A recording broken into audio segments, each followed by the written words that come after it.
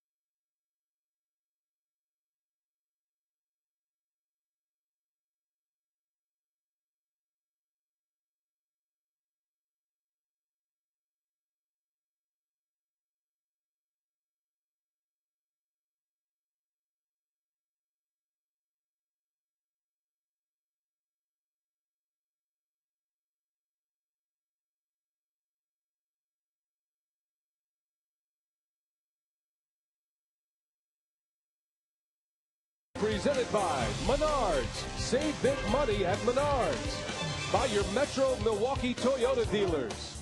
And by Oneida. Get yourself in the game. Play slots, table games, and bingo at Oneida Casino. Fun is our game. Back to the desert at Chase Field in Phoenix, Arizona. And anytime we come to Arizona, there is always a big hand and a big contingency following Craig Counsell. Of course, he had some great years here as an Arizona Diamondback. Years 2000 through 2003, he was the NLCS MVP and one of his 2 World Championships rings coming as an Arizona Diamondback. We got a chance to sit down with him a little earlier today, and we asked him how much baseball does he have left in his opinion. Well, I don't know. I mean, I'm going to play next year. I'm going year to year for sure. I mean, I think I can play. I feel like I have had a good year so far, and I feel like I've actually, in some ways, I've gotten better as a player, and I've learned some things this year that I haven't really been doing my whole career, and I think really I can still get better at them. So. I'm still, believe me, I'm still trying to get better. I still think there's things I can get better at. There's things I want to get better at. And so, I think as long as I'm still thinking like that, I know I got more left in me. Well, Counsell having a great year. More extra base hits this year than the last 2 combined. Prince Fielder, we talked about milestones a moment ago. He's on the verge of one as well. Just 1 RBI shy of the franchise record. Will tonight be the night?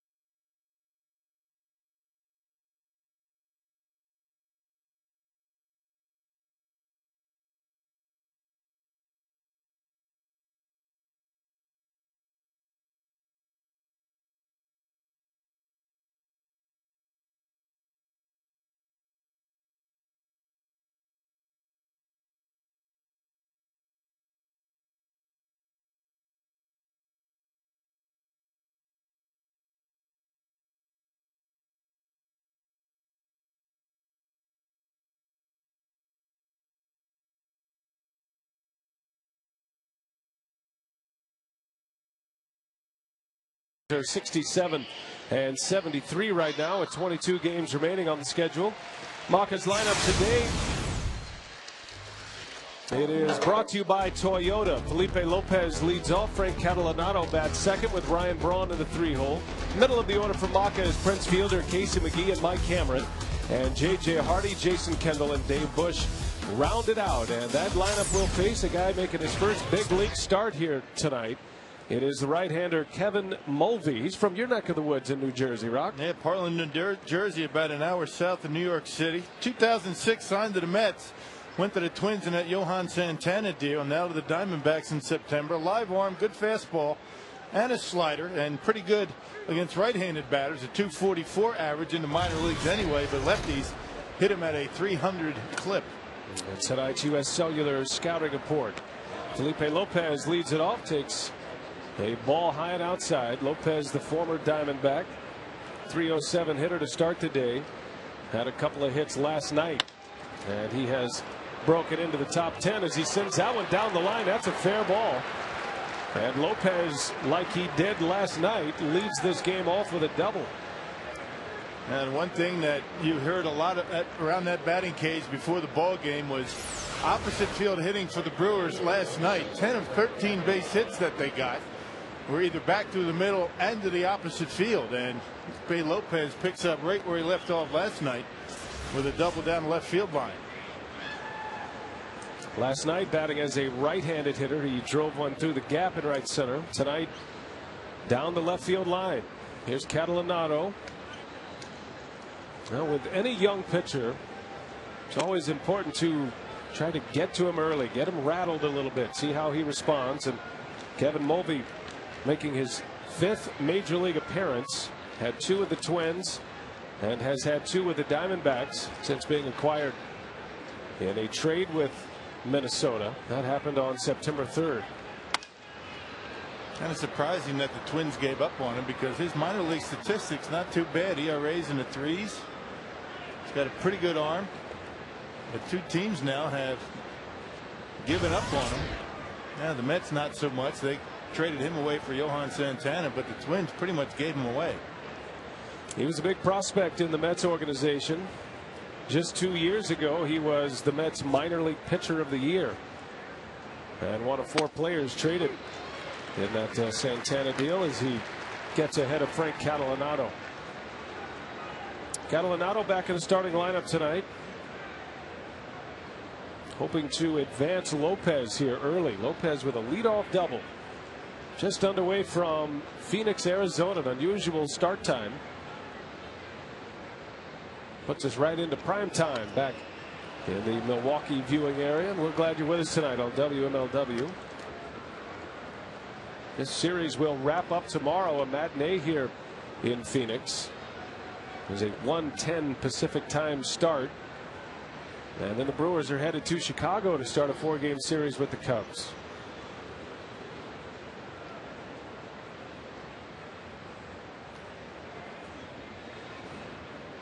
Ball and 2 strikes on Catalanato. Count remains at 1-2. Catalanato, a .277 hitter to start the day, has a home run and 8 runs batted in. Corey Hart is back from the disabled list. Hart started the last 2 games in right field, and as they ease Corey Hart back into the regular lineup, Catalanato will get a spot start every now and then. Yeah, it seems like a different lineup just about every day for Ken Maka. Mixing and matching, trying to get as many of his players some playing time.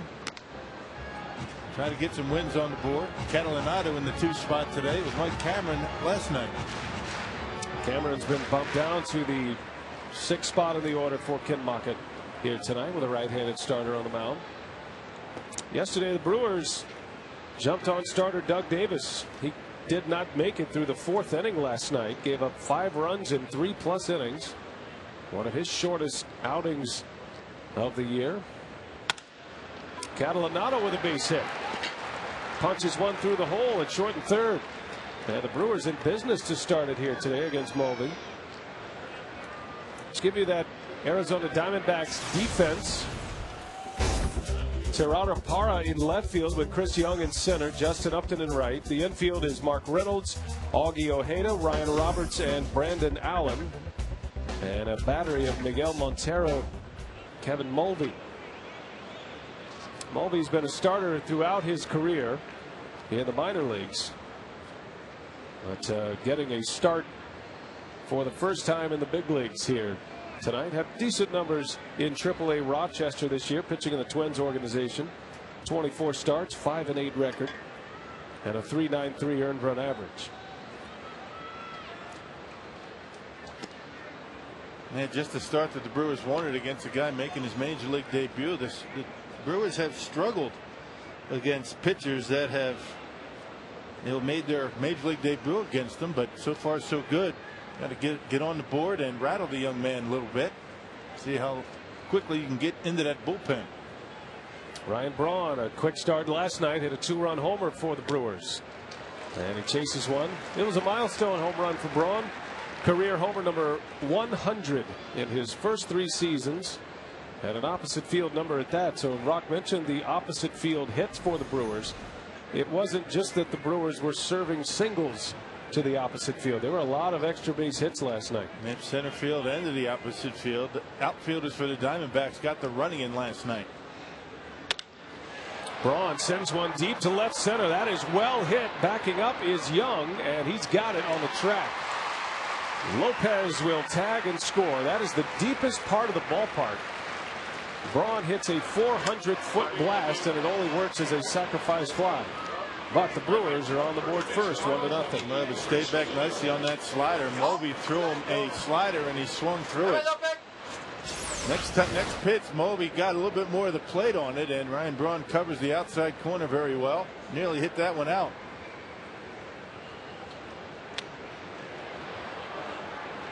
Felipe Lopez realized I'm going to be able to tag easily on that. Just wanted to watch it for a bit. Here's Fielder now with Catalanato still at first. Prince sitting on 38 home runs, has 125 driven in. He is 1 RBI away from a franchise record that would tie Cecil Cooper, set in 1983.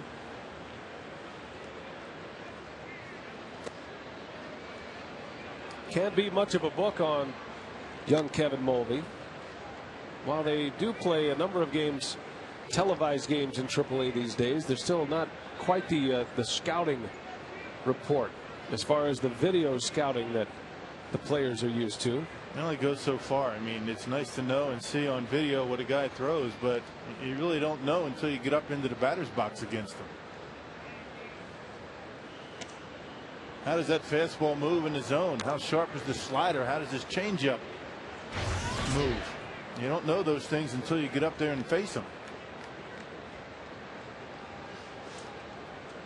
Prince had a hit last night. Fielder was 1 for 4, had a single in his first at bat. Hits that one high in the air to center field. Backing up is Young with room. And the 2 big sluggers with deep fly ball outs into center field. 2 outs. Fielder just missed one. And sinker baller is getting his pitches up. You got to figure this kid's pretty amped up at this point. It probably was a long day today getting ready for this start. A lot of emotion flowing through him, and sometimes when you're a little bit too anxious, you know, that ball doesn't sink as much. That's why you want to jump on him early. Mulvey's last appearance was on the 6th of September. So 6 days between appearances. That was out of the bullpen for Arizona. Matter of fact, his 2 games with the Diamondbacks, both out of the pen. He went 2 innings on the 6th against the Rockies and gave up a run. He walked 3 in his 2 innings of work. Faces Casey McGee with 2 outs in this first inning.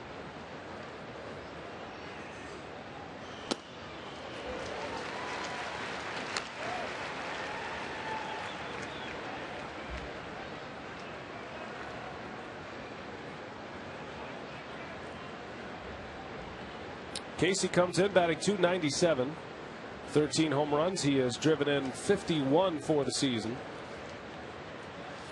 McGee had an RBI single last night. Brewers pounded out 13 hits last night and winning the opener of this series 6-3. Braden Looper the winner. Trevor Hoffman notched his 31st save. Little half swing liner caught by Mulvey. And the side retired, but the Brewers score a run. Brian Braun with RBI number 99. 1-0 Crew.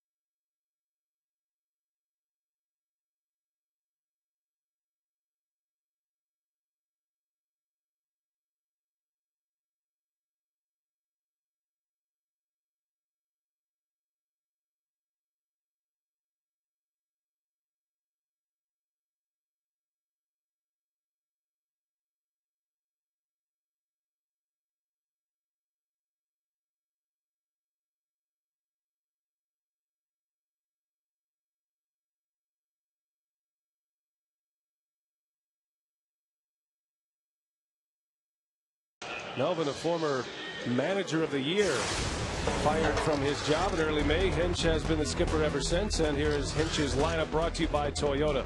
Stephen Drew, Gerardo Parra, and Justin Upton at the top of the order. Mark Reynolds, Miguel Montero, and Chris Young in the middle. Brandon Allen, Augie Ojeda, and Kevin Mulvey rounded out. And that lineup will face Dave Bush. And the U.S. Cellular scouting report on Bushy here tonight. 4-1 career against the Diamondbacks. Good numbers in against the Arizona Ball Club. Good solid effort his last time out against the Giants. 2 earned runs, no walks, 3 strikeouts in 7 innings. And his curveball and cutter very good last time. Bush pitching against St. Louis. His last time out went 7 innings, only allowed 2 runs against Cardinals. Unfortunately, the Brewers were shut out that day by Chris Carpenter. And that was a 3-0 loss. Bush suffered the loss and is 3-7 on the season. But an encouraging start for Bush. He was economical with his pitches. At under 100 pitches through 7 innings of work. As Stephen Drew lifts one in the air. Catalanado in foul territory makes a catch. Out number 1. Let's set up the rest of the Brewers defensively for you. Catalanado is in right. Cameron back in the starting lineup in center. Then Ryan Braun in left. The infield for the Crew is McGee, Hardy, Lopez, and Fielder. And a battery of Jason Kendall and Dave Bush, the Menards Brewers defense.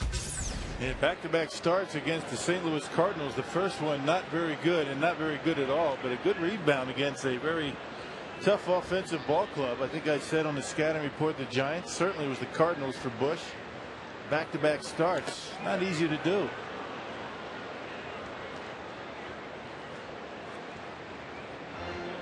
Now Bush showed good command in his last start, and that was what was most encouraging. He didn't walk anybody, struck out 3. And it was one swing of the bat. It was an Albert Pujols 2 RBI double that did him in. Pitching with a very fine line against Chris Carpenter back on Monday. Yeah, Bush said after the game, really just one mistake.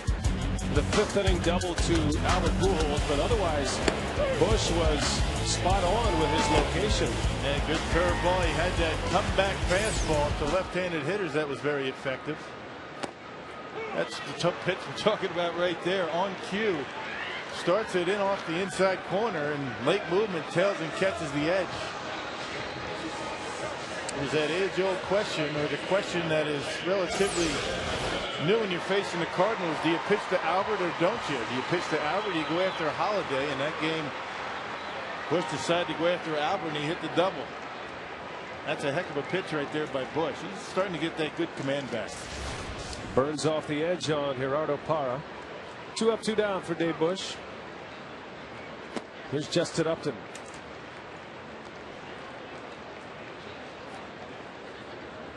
Temperatures soaring into the 100s outside Chase Field.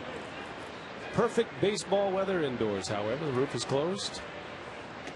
And a very comfortable night at the ballpark. It is Hispanic Heritage Day at the ballpark today. And that's why you see the Diamondbacks with the jerseys. Los D-backs. Base hit for Upton. Those lightning quick hands. Yeah, he's something, isn't he? He had a home run to right field last night that looked like maybe Prince Fielder hit it. He hit it that deep into right field. Bush leaves the pitch up to zone middle in, and he has got very quick hands. This kid's going to be a good hitter.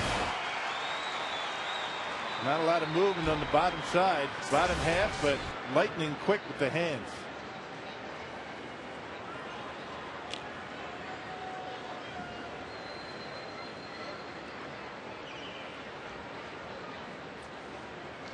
So a base runner for Mark Reynolds.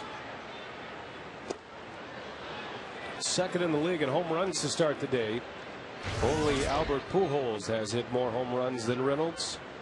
41 homers this year. He's driven in 94. Had a couple of near misses last night. Boy, he hit some balls pretty hard, but straight up in the air back to the warning track a couple times. And despite that, Reynolds with 2 hits last night. He hit one deep to left field. A fan reached over and made contact with a baseball, but it clearly was under the yellow line, so it was ruled a double. A.J. Hinch on the right. Kurt Gibson, his bench coach.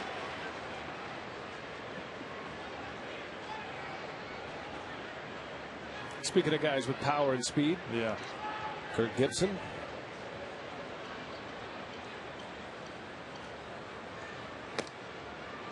Reynolds has 22 steals to go along with his 41 home runs this year.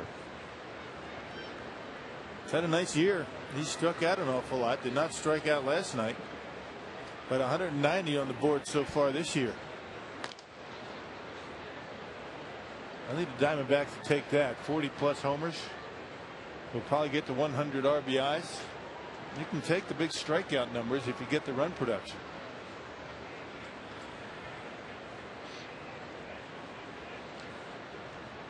And an excellent third baseman as well. Upton takes off, and Bush strikes out Reynolds. Buckled his knees, and the inning is over. A couple of strikeouts for Dave Bush, and a scoreless first inning. Good start for the Brewers. They lead 1-0 as we head to the second.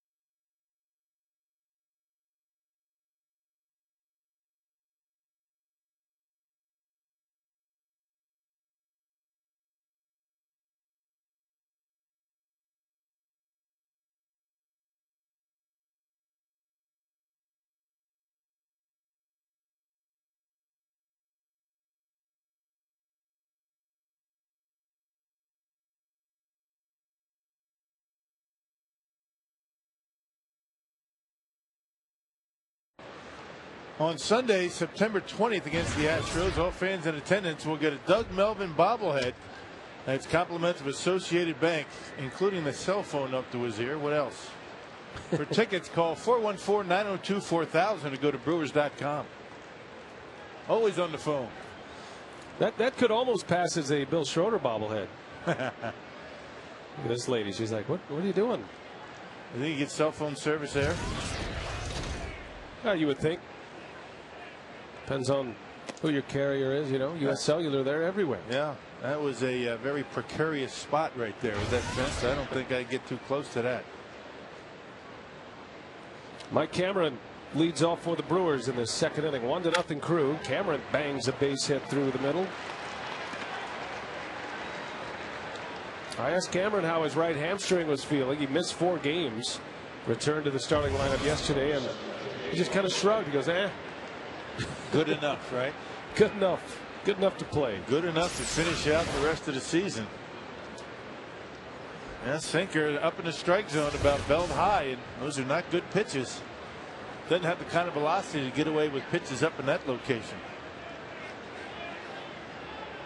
Here's J.J. Hardy.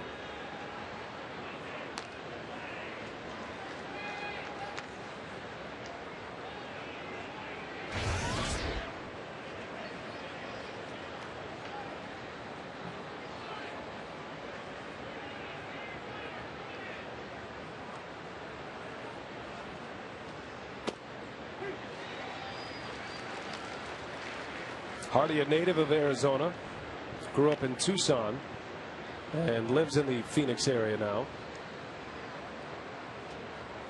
Escobar started yesterday. Hardy back in there tonight.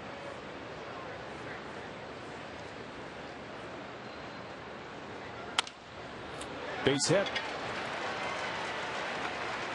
And just like the first, the Brewers have the first 2 men on base. And left that slider middle in. Again, overthrowing just a bit. You got to figure Mulvey is going to be overthrown a bit. He's got to be pumped up. And that pitch stayed in the middle part of the plate, actually on the inside corner. That's not where you want to throw a slider. And J.J. Hardy able to knock it into left field.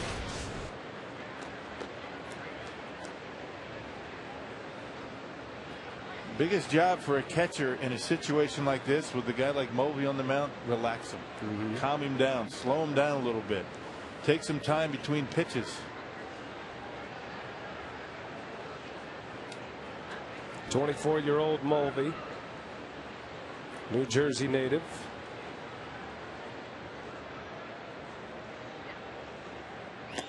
Diamondbacks claimed him off waivers on September 1st, and before the Twins pulled him back, they decided to work out a trade, and Big John Roush was traded to the Twins. Twins thought Roush could help them down the stretch out of the bullpen. A.J. Hinch glad to have another young arm in his arsenal. But as Mulvey was leaving Minnesota, his manager Ron Gardenhire had a lot of good things to say about him. You know, he felt like he wasn't quite ready for the big leagues, but liked his arm, liked his competitiveness, and thinks he's going to be a good pitcher. And it was a guy that the Twins were troubled to let get away, but they had to clear some spots on their roster as well. Yeah, third organization, and this guy got drafted in 2006, so he's bounced around a lot.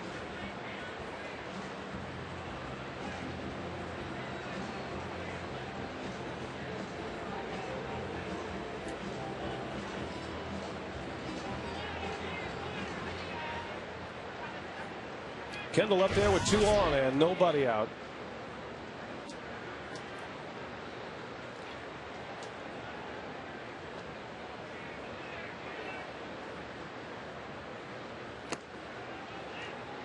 And Mulvey has fallen behind 3-0, and a long stare at Las Diaz, the home plate umpire.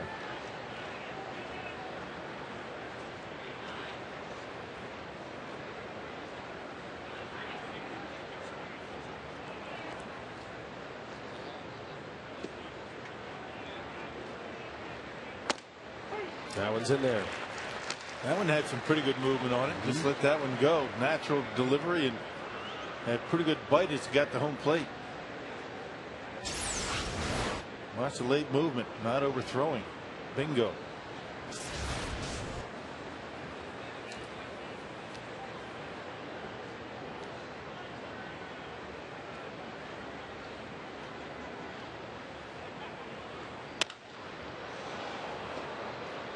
Three and two the count. Kendall in a big spot here. Got 2 on. The pitcher's coming up next, Dave Bush. One of the big differences in a National League lineup compared to an American League lineup. Probably see somebody bunting at this point in an American League lineup, which could set up a run producing inning. And stay out of the double play over in the American League. They don't bunt much, but if you're going to bunt, this would certainly be a spot to do it. But in the National League, you just can't do it because the pitcher's coming up.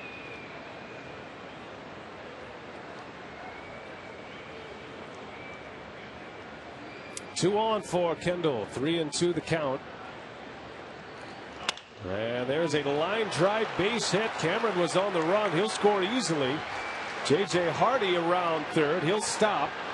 And Jason Kendall has an RBI double. And it's 2-0 Brewers. Yeah, it looked like a slider. Mulvey threw a slider to Kendall, the first one that he threw to him in that sequence. And Jason went down and got it and pulled it down the line, hooked it. Not a bad pitch. It was down.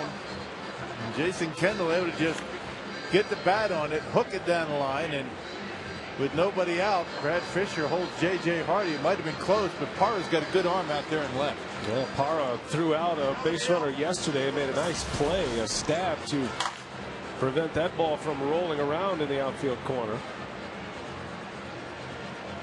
34th RBI of the year for Kendall. 3 consecutive hits to start this second inning. And already the Brewers with 5 hits in this game.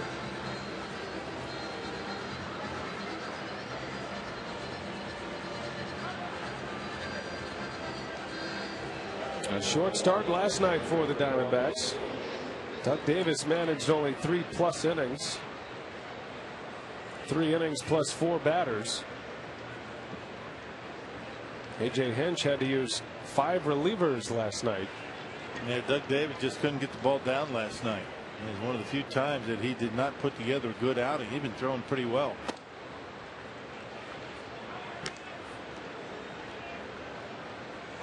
Well, Dave Bush up there with a chance to drive in some runs. Second and third, nobody out. Bush looking for his first RBIs of the year.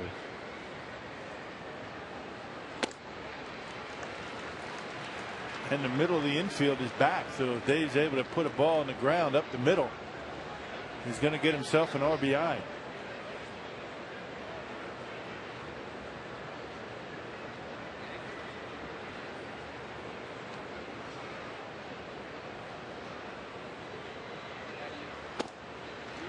Sinker is tying him up.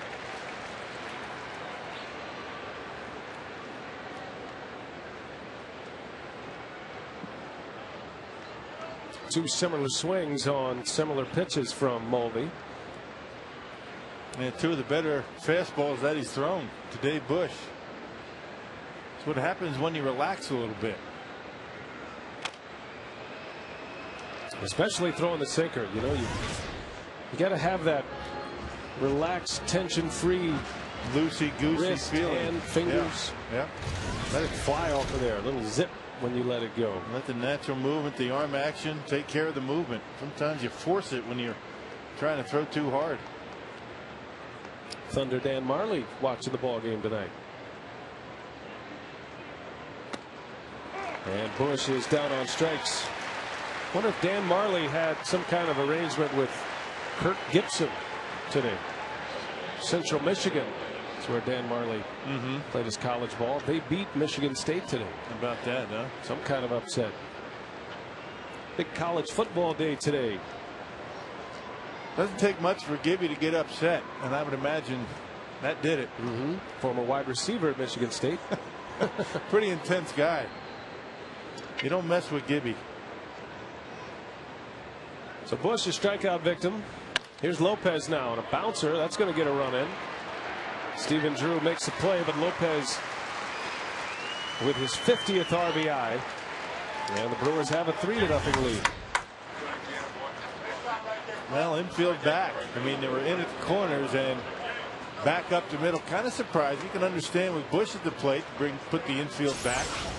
Last thing you want to see is a flare over the infield. All of a sudden, 2 runs score. Breaking ball from Mulvey. That looked more like a curveball. And the ground ball scores a run. 3 early runs for the Brewers tonight. Kendall still at third base for Catalanato. Some managers would have brought the infield in there. You don't do it with no outs, but you can certainly do it with 1 out. And obviously you'd never do it with 2 outs. Guess it all depends on the trust you have in your offense, huh? Yeah. Bouncer. Mulvey will take care of Catalanato. The inning is over. 3 straight hits to start the inning. The Brewers cash in with 2 runs. And a 3-0 lead in the desert early.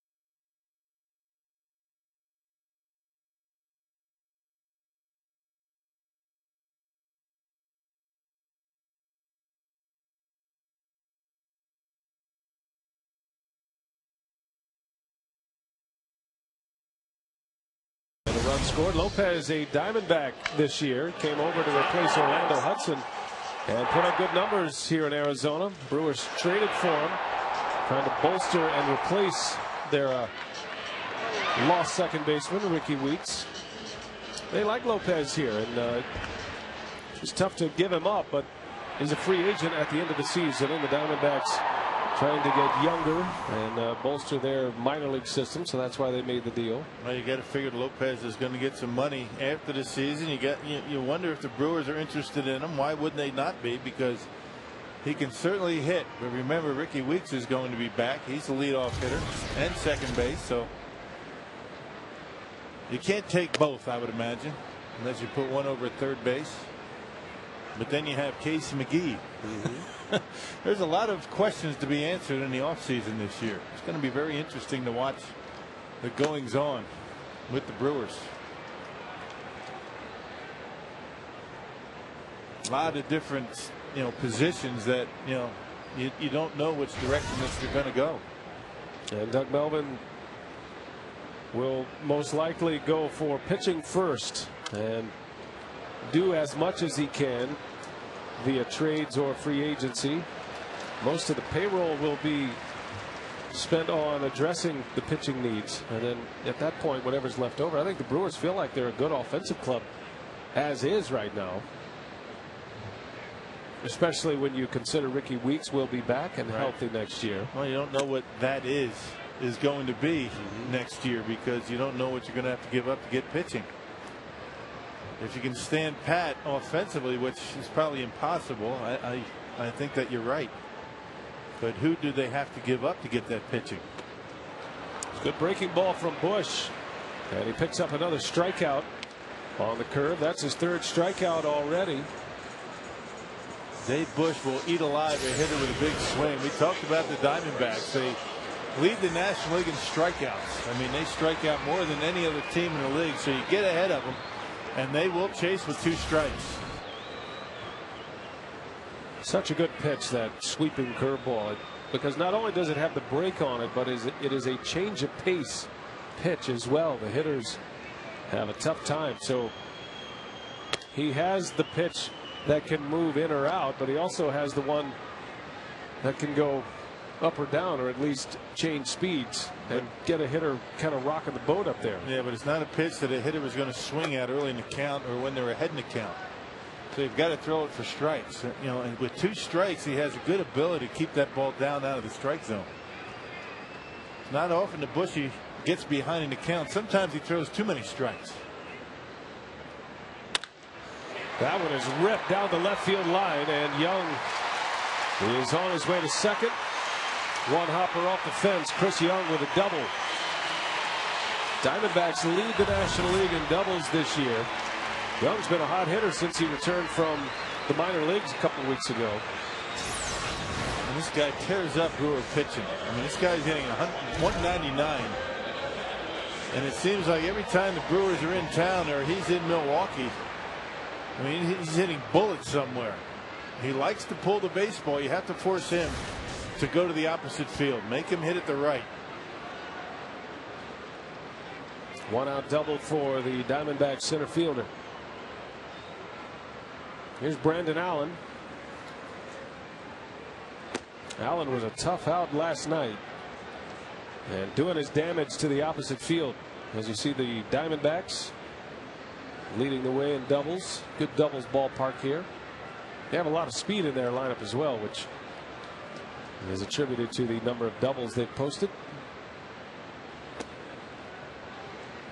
And you got to play pretty deep because those power alleys from left center to right center are very deep. So you got to get out there if you're in the outfield. And tough to get to some balls. You can get a double without having to even go to the wall.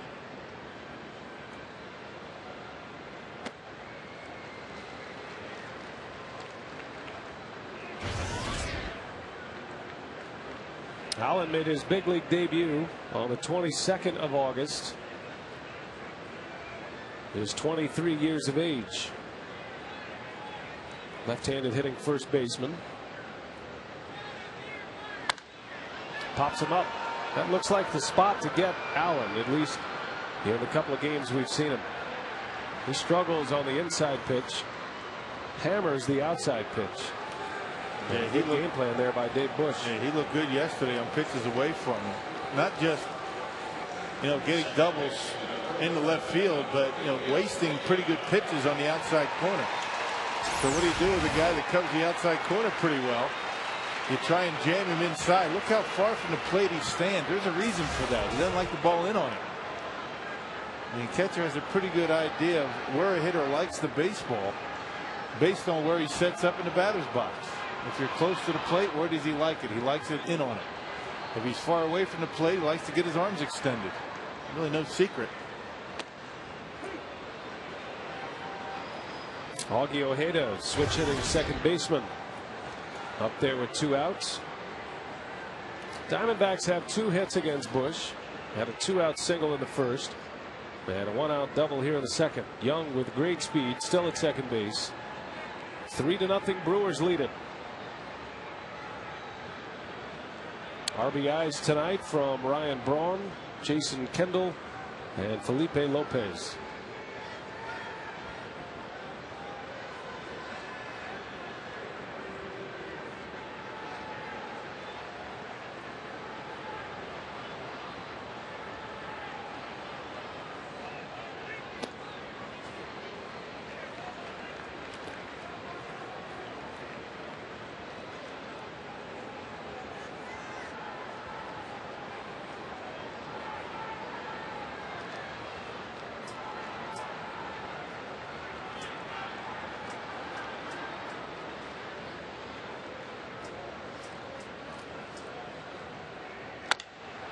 Bouncer to Prince.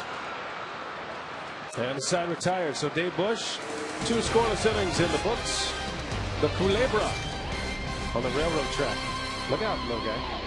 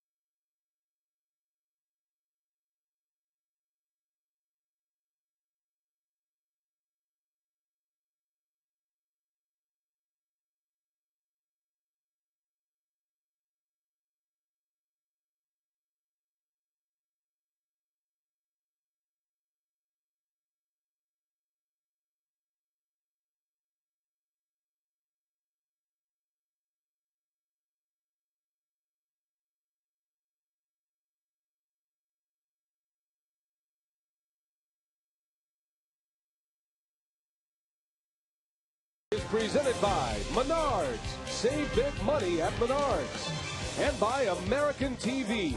American, huge selection, real service, the low price guaranteed. From the desert once again, our first trip back to Phoenix, Arizona since spring training. As a matter of fact, Brewers winning yesterday 6-3. And a red hot day in Phoenix today. Temperatures soaring over 100 degrees. They're about ready for some cooler weather. It's going to get down into the 90s pretty soon. Yeah. It's actually nice at night. Sweater weather. Not as much traffic this time of year, is there? No, not swollen with activity. Yeah. You'll be back here with fantasy camp here in a few months, won't you there, partner? End of January, you bet.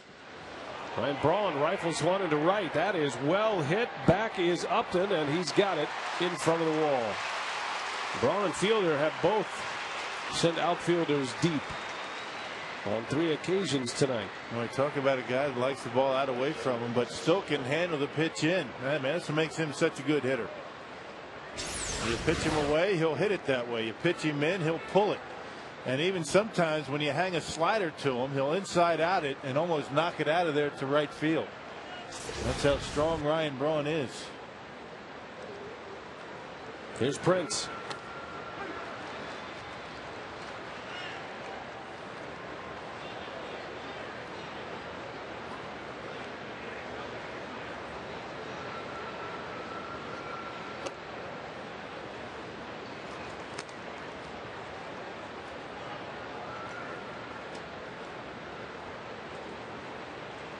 .22 games remaining for Fielder to try to set the franchise record. Barring injury, he's got it wrapped up.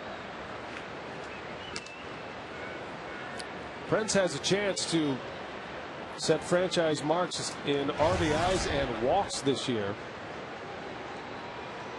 Fielder has walked 93 times. The record is 99, set by Jeremy Burnitz.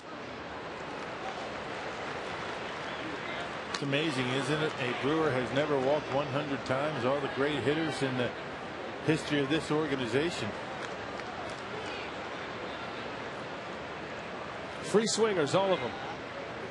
Must be.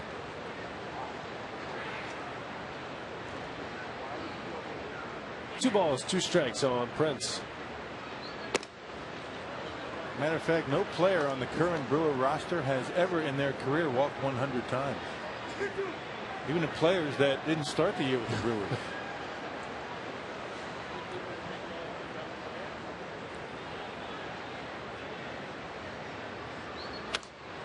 Well, it's been the big difference this year. Fielder, the reason he's been able to pursue a .300 batting average is because of his walk numbers this season. Plate discipline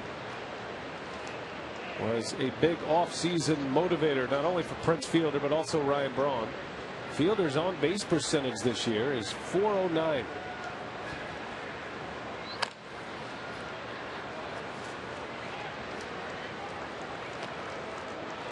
It's going to be interesting to see how pitchers deal with Fielder the rest of the way. We're talking about teams that aren't in pennant races, and then there are a couple of occasions when Fielder's going to face teams in pennant races, and you would think the more apt to pitch around Fielder, teams like the Rockies and the Cardinals, although the Cardinals have all but wrapped it up in the division. The walks are coming less frequently here, it seems, in the last few weeks. Yeah, Brewers as a team have done a pretty good job drawing the walks, and historically, as we've talked about, that has not been something that they do a lot of.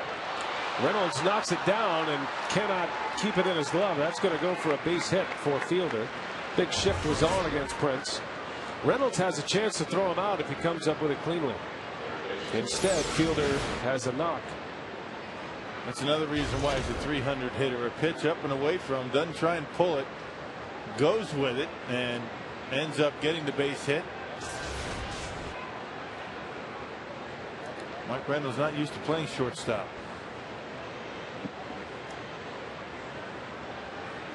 So a base runner with 1 out. Here's Casey McGee now, who lined out to the pitcher his last time up. Kind of a half swing liner. Similar swing as the one he just took, except he made contact and ended up being an easy play for Mulvey.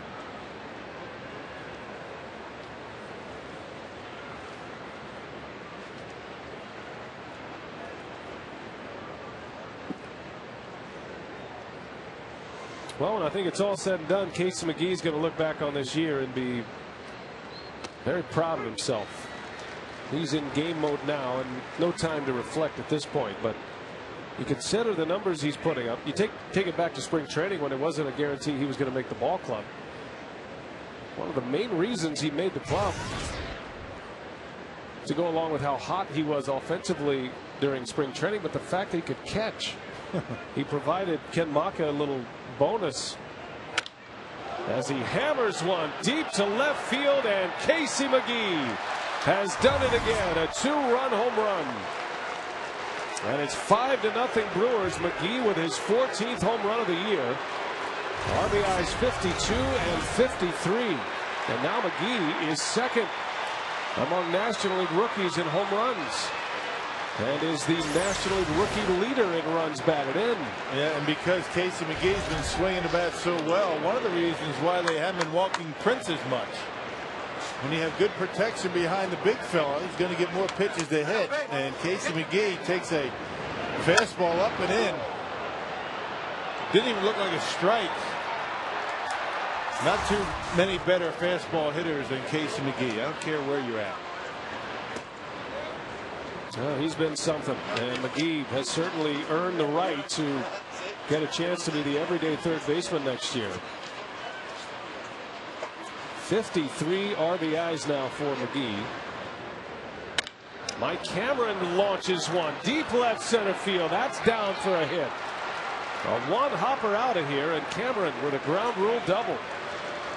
Well, the Brewers are banging away here in the desert once again tonight. Boy, they're just teeing off on Mulvey. Nothing but fastballs, and fastballs up in the zone. Location not very good for the young right-hander, and the Brewers are all over. Check out the location of this pitch. That's right down the middle of the plate. Supposed to be a sinker right down the middle, about mid-thigh high, and Mike Cameron gets the barrel on it and smokes it to left center. Man, lonely feeling out there on the mound. We don't have much command of a slider or a changeup. He's thrown one curveball tonight, and the rest of them have been fastballs and very hittable fastballs.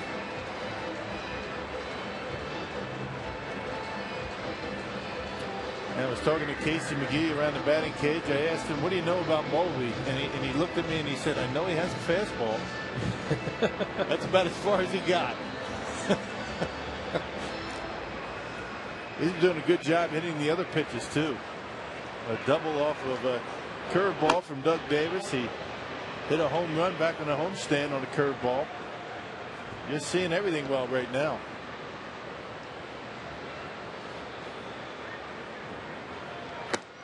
J.J. Hardy takes a strike. You know, when you go down that batting cage and you talk and you're trying to get some information on the pitcher you don't know a whole lot about, important to ask a right-handed hitter and a left-handed hitter, because they'll tell you two different stories. You get it all covered.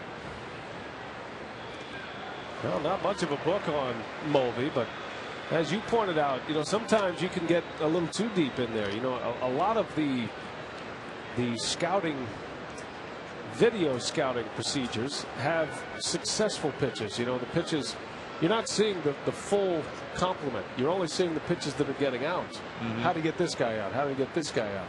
So you get you get kind of a run of 4 or 5 pitches and they're all just buried on the black. Right. Nobody hits those. And you're thinking, wow, this guy's something else.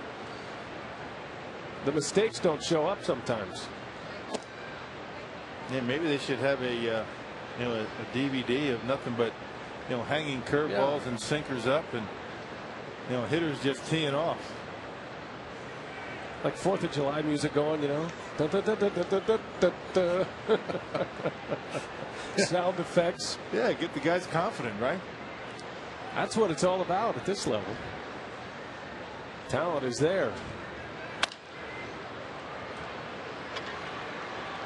Drew takes care of Hardy for out number 2. On the play, Mike Cameron advances. Cameron A risky move there. Drew had him dead to rights if he wanted it, but he settled for the sure out.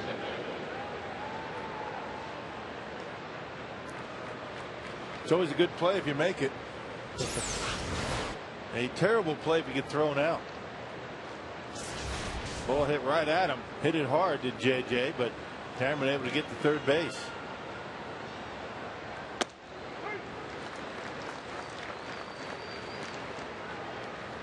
Five to nothing Brewers. Kendall drove in a run with a double his last time up, last inning.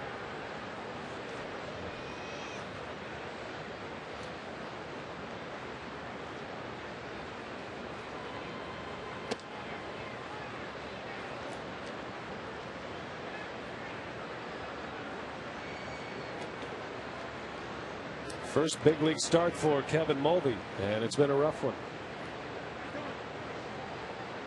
Mulvey's spot in the batting order is due up first in the bottom of this inning.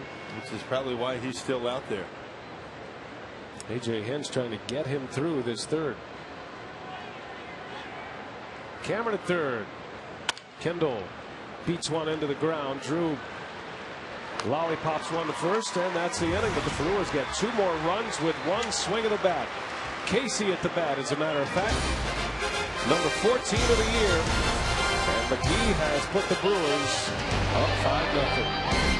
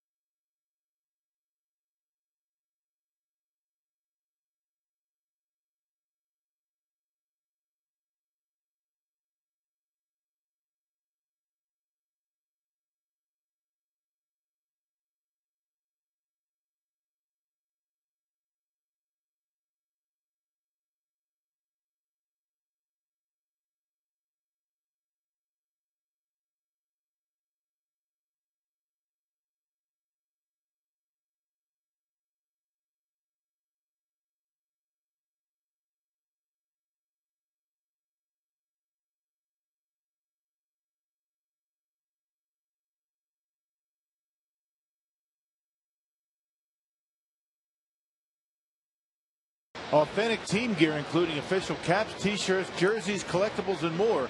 Get your team gear straight from the source. Shop the Brewers.com shop. Good sized crowd tonight on a Saturday night in Phoenix, and a lot of Brewers fans here as usual. Casey McGee with a two-run home run has the Brewers on top 5-0. Yesterday the Brewers with 6 runs on 13 hits and had 5 runs on the board through the first 4 innings. A 5 spot through the first 3 here tonight, giving Dave Bush a nice lead as he works in his 3rd inning.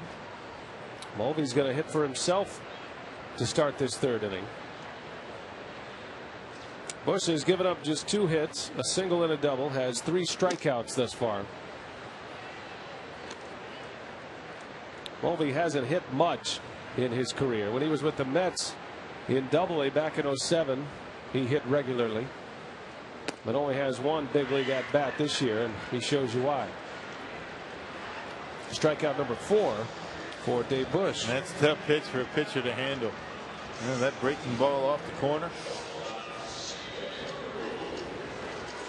I think pitchers who come over from the American League, they like the idea of getting to hit, but you know, it's always better in theory than it is in reality. Yeah.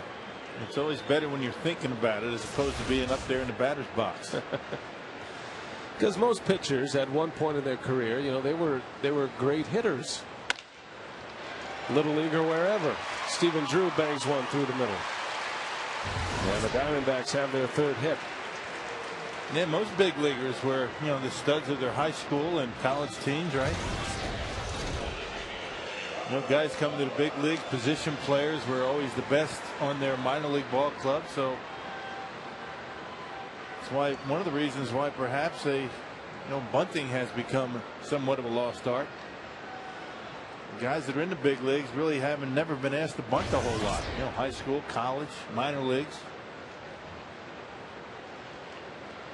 Play for the big inning. Gerardo Parra. Parra, starting the day, was the rookie leader in runs batted in the National League. Had 53. That home run by McGee joins him with Parra at the top of the list.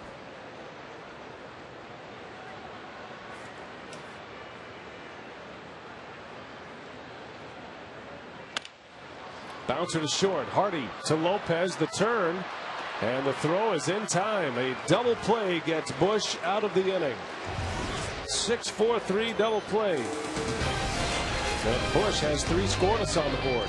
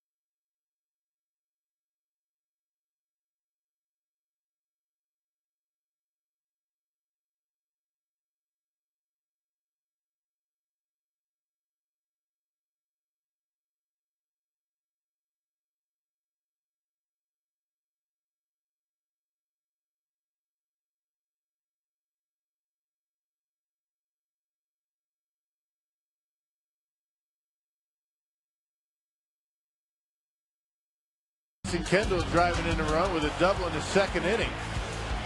That gave the Brewers a 2-0 lead. Casey McGee in the third, a 2-run shot, scoring Prince. And Dave Bush has thrown 3 scoreless innings. He's scattered 3 hits while striking out 4. He's had pretty good command of his fastball and his curveball so far here tonight. Good start for Bushy. 5-0 Brewers on 8 hits. We head to the top of the 4th, and Bush will lead off. Brewers have scored in every inning against Kevin Mulvey, making his first big league start of his career. And a broken bat grounder.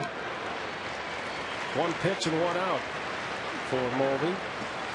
Well, in just the first 10 minutes, you get your most important news and complete First Alert weather on CBS 58 News.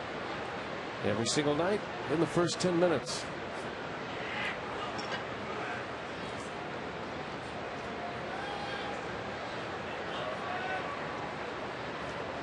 Felipe Lopez back at the top of the order. Bouncer to short. 2 pitches, 2 outs.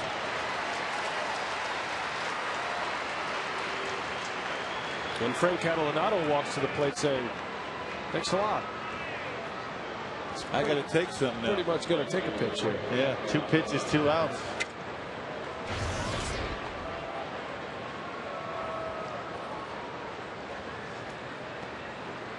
take his time. Little etiquette that a hitter can offer his starting pitcher. Not a good one to hit anyway. Who would have taken that anyway? But he pretty much knew he was going to be behind in the count at some point. Dave Bush saying, hey, how about something for the effort here? Give me a couple of minutes.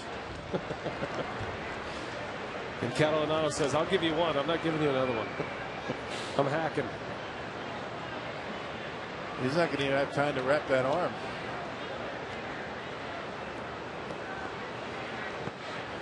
Of course, David could have taken a couple.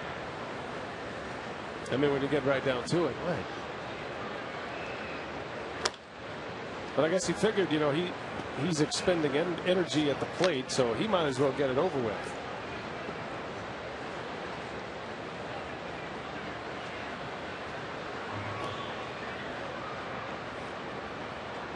Of all the starting pitchers I've ever covered, he is the, how should I put this, Rod, least high maintenance. He's the most like a position player of anybody. The day he starts, you'll find him out there shagging balls. Right. During batting practice, he just kind of walking around with the fellas. You don't even really know he's starting. Whereas a lot of guys, they kind of cubby up in their locker, and you know, you don't really talk to him. You're not allowed to look at him.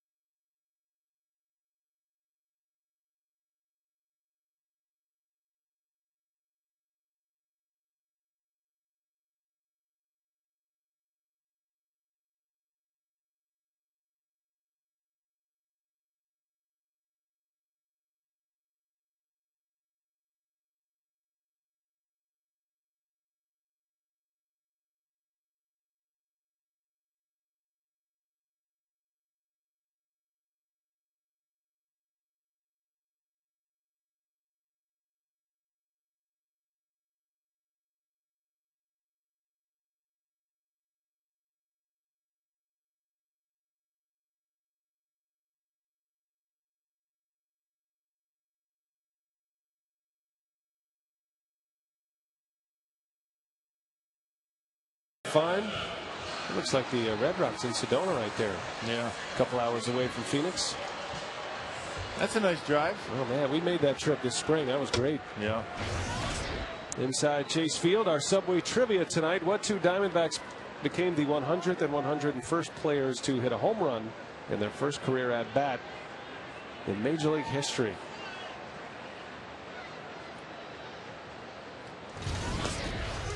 You should win a party platter if you know that answer. Yeah, I don't know it. I want to say Gerardo Parra is on that list, only because I know he homered in his first big league at bat. Now we'll see. Well, then he's on the list. If you know he homered in his first at bat, right? It would make sense.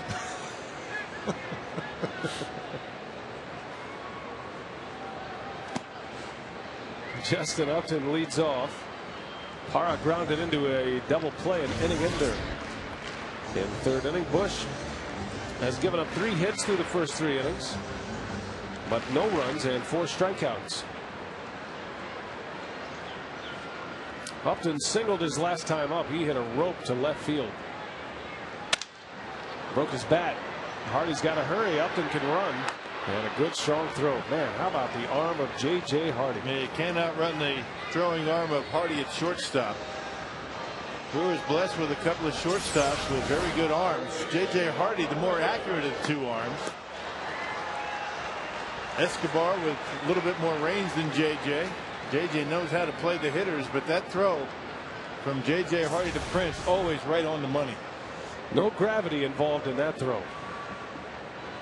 He has plenty of finish on it. Fielder says he loves taking throws from Hardy. Who wouldn't? Has that extra pop on it at the end. That guy has a similar arm. Brewers are very fortunate in a dilemma right now at the shortstop position, but also very fortunate to have two shortstops with this kind of defensive ability. Two shortstops very good at what they do, but they do it in much different ways. Same thing at the plate.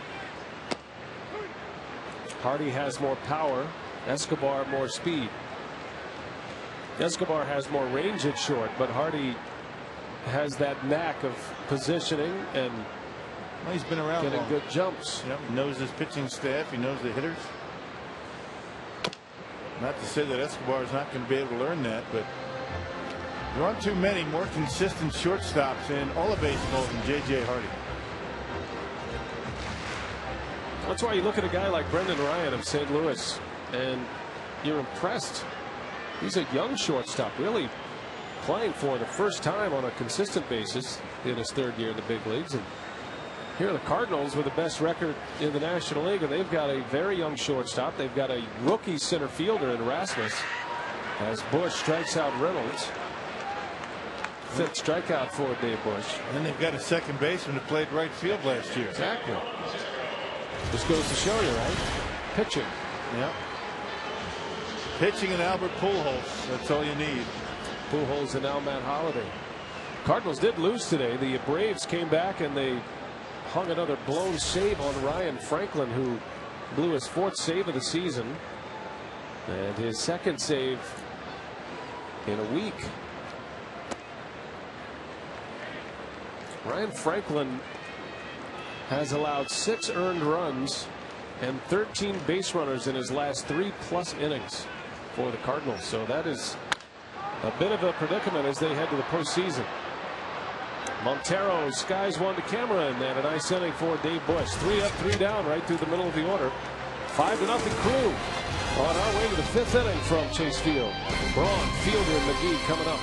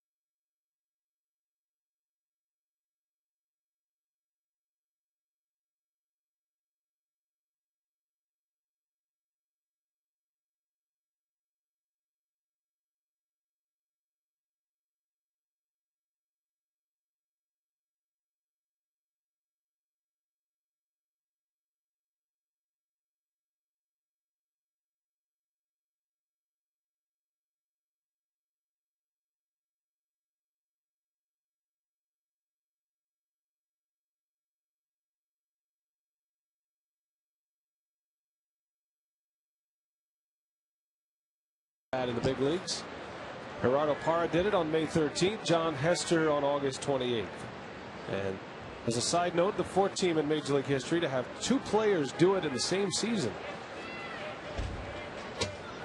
You came close in your first at bat, didn't you? A triple. I had a triple in my third at bat. Third at bat. I hit a home run. I think it was my sixth at bat in the big leagues. I believe at County Stadium.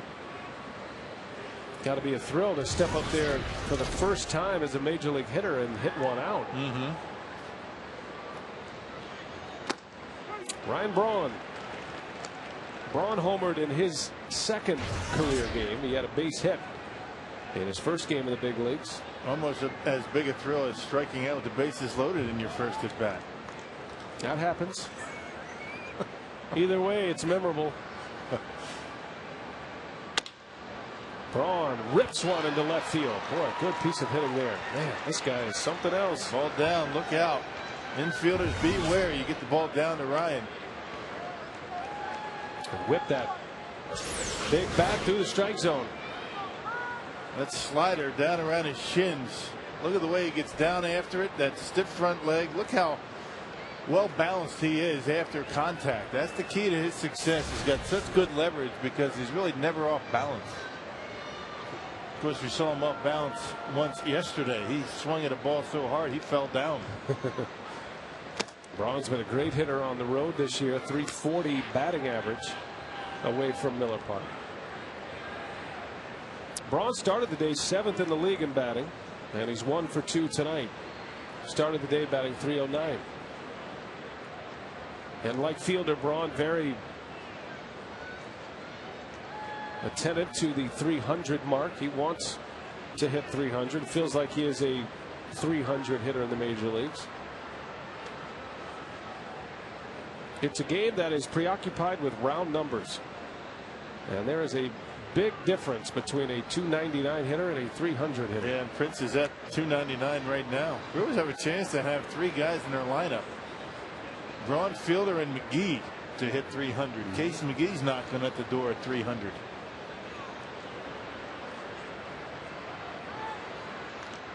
Did not have one last year. Fielder bangs one through a base hit. That'll get him over 300. Second hit for Prince Fielder. 2 on to start the inning. That is the 4th time in this game the Brewers have had 2 on early, and the 3rd time they've had the first 2 batters reach.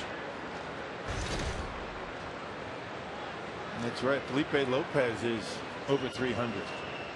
Can't forget about Flip. Just out of the reach of Augie Ojeda, and Prince Fielder with a base hit.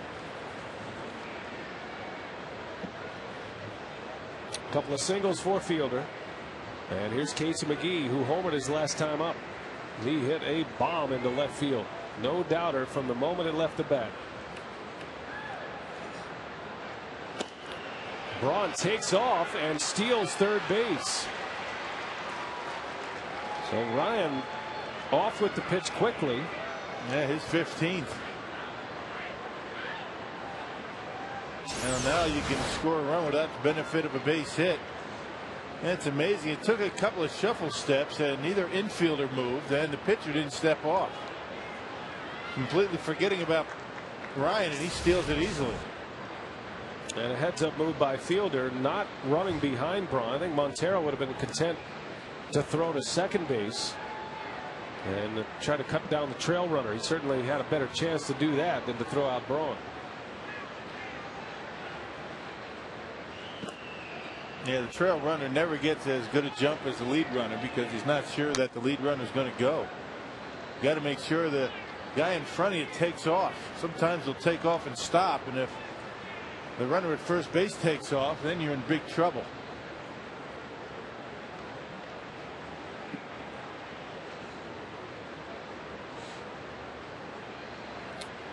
Two 2-0 on McGee. Runners at the corners for the Brewers. And Casey fouls one away. McGee back in the third. Got a fastball up and in, and he turned it around. A long home run to left. Casey's 14th of the season. That ties him with Colby Rasmus, second among National League rookies in home runs. Garrett Jones of the Pirates leads National League rookies with 19. McGee is at the top or near the top in all three major categories offensively. Well, he rips that one foul. Wow. Another hanging slider from Mulvey. My oh my.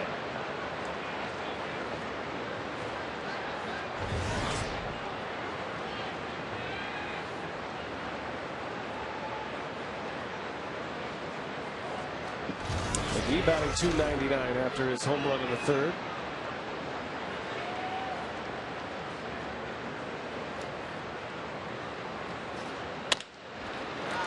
Into left center, that's a base hit.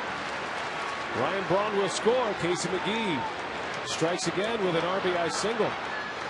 And the Brewers have a 6-0 lead. McGee with his third RBI of the game.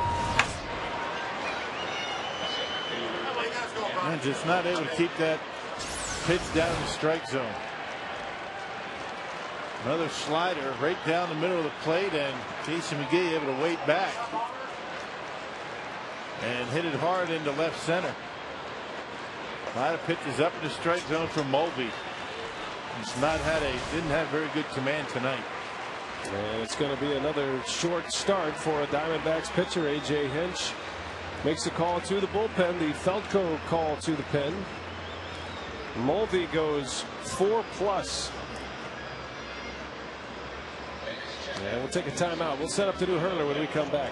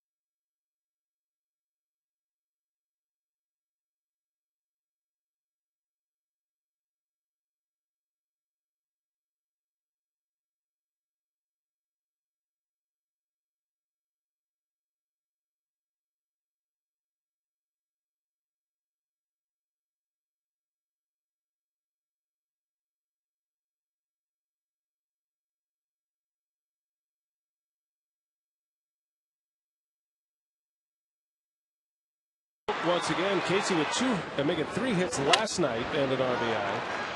Remember that series against the Cardinals in a 3-game set? He drove in 9 runs. Already with 4 ribbies in this series, and a lot of baseball to be played.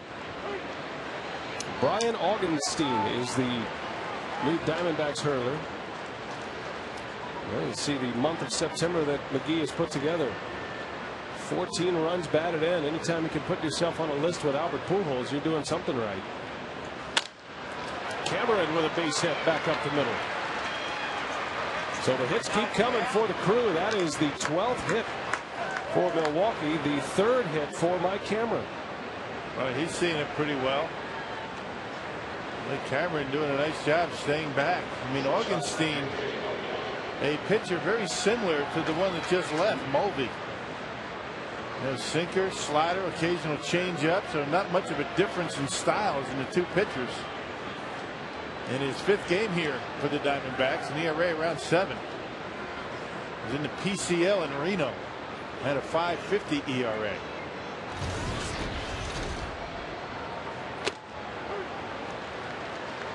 J.J. Hardy with the bases loaded, nobody out. 6-0, the Brewers lead it, and they can break it wide open here in this 5th inning. 12 hits already for the Crew, and 4 in a row to start this frame.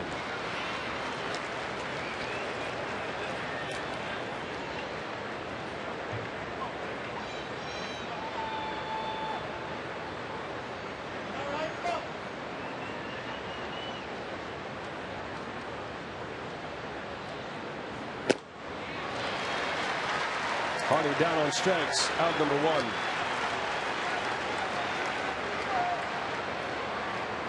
Well, that second pitch that JJ took, the best pitch in that sequence, a slider, but right down the middle. Augenstein threw one off the outside plate, part of the plate, and got him.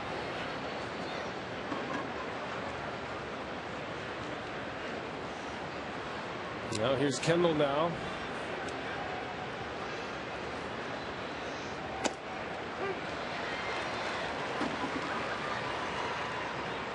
Kendall, an RBI double in the second inning. He grounded out his last time up.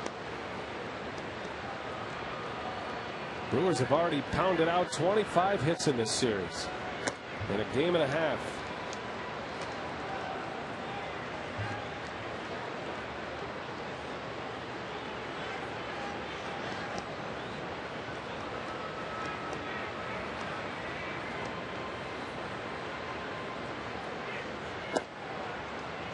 Not a lot of speed on the bases right now for the Brewers. Got Fielder third. McGee is at second. Cameron has good speed, but he's been bothered by a hamstring injury. He's not running at 100%.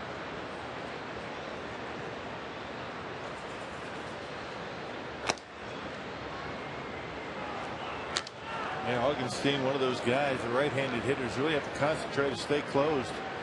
Drive it back through the middle with that 3/4 delivery. That delivery will give him some natural movement with the fastball and a sweeping slider. A little flare. Allen is back and he makes a catch. 2 outs.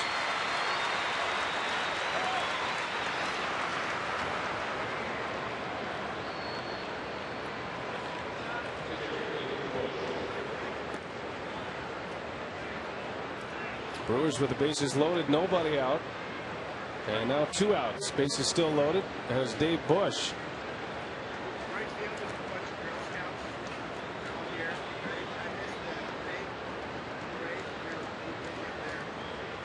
The Brewers pitcher is 0 for 2. He's still looking for his first RBI of the year.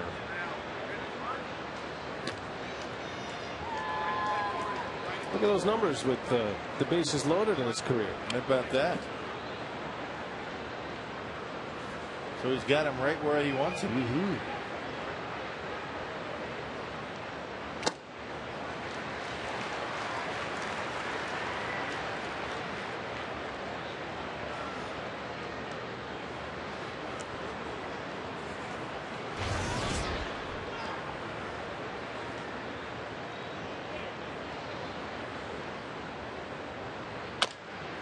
Slow roller. Augenstein has it.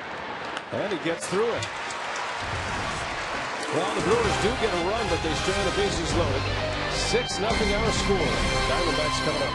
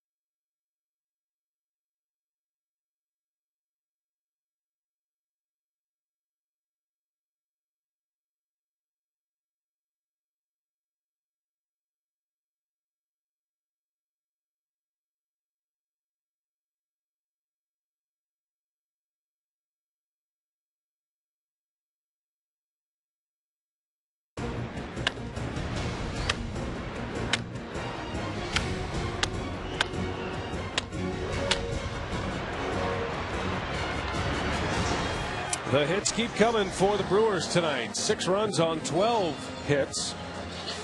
And you see what the Brewers have done in their last 3 series. Against the Giants, 20 hits in 3 games. Against the Cardinals in a 3-game series, just 13 hits. Already 25 hits, and we're through a game and a half here in Arizona.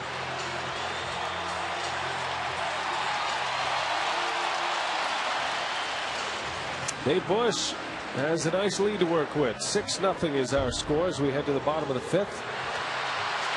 Chris Young will lead off. He'll be followed by Brandon Allen, then Augie Ojeda.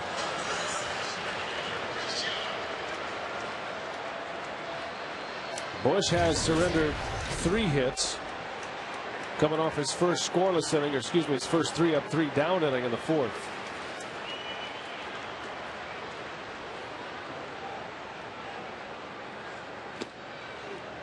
And he starts Young with a strike on a breaking ball. Well, the Cardinals and the Phillies are having closer issues right now. Brad Lidge lost his closer's job as Young lines out to McGee. Ryan Madsen saved a game yesterday, but blew a save today. His 6th blown save of the season. Yeah, he's had a rough time filling in for Lidge. David Wright hit a 2-run homer today for the game winner. I think Franklin's going to be okay. You remember back in Milwaukee where Tony La Russa didn't use him in a closer's role.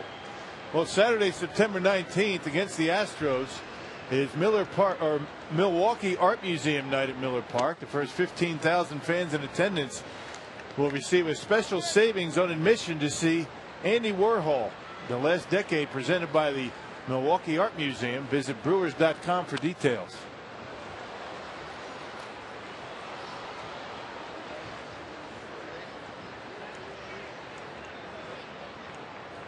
Working the phones.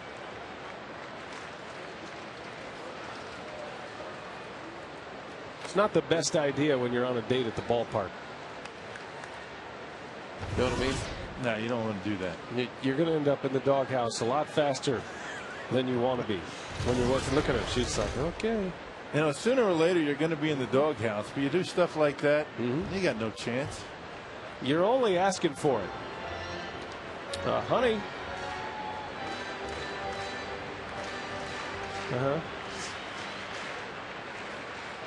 How about a little attention over here? You gonna get off that phone? Okay. And he said all day how much he can't wait to see the ballpark and watch the Brewer game, and he's on the phone the whole night. Cell phones are great, aren't they? It's not going to end well for that guy. Dave Bush strikes out Brandon Allen. It's his 6th strikeout. Boy, he's pitching a gem so far. And you see Bush pitching like this, it just makes you wonder, right? Yeah, coming in on Allen. That's where you got to pitch this guy. That cutter off the plate. And you got to tip your hat to Dave Bush and Jason Kendall. You know, Jason didn't know much about Allen coming into the series, but recognized right away where he likes the baseball.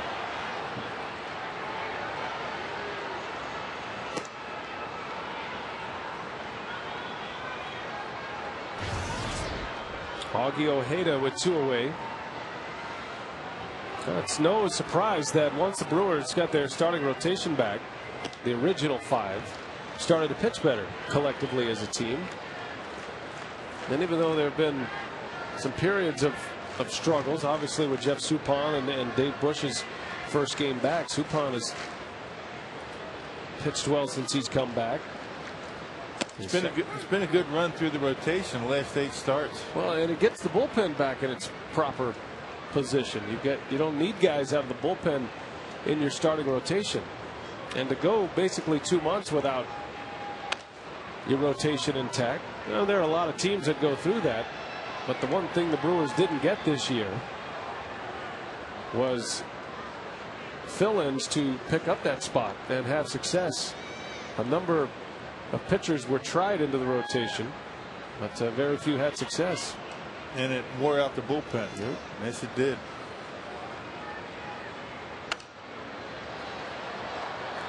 And it's not just a bad break for the Brewers. It's the fact that they were pretty thin to begin with. Depth, right.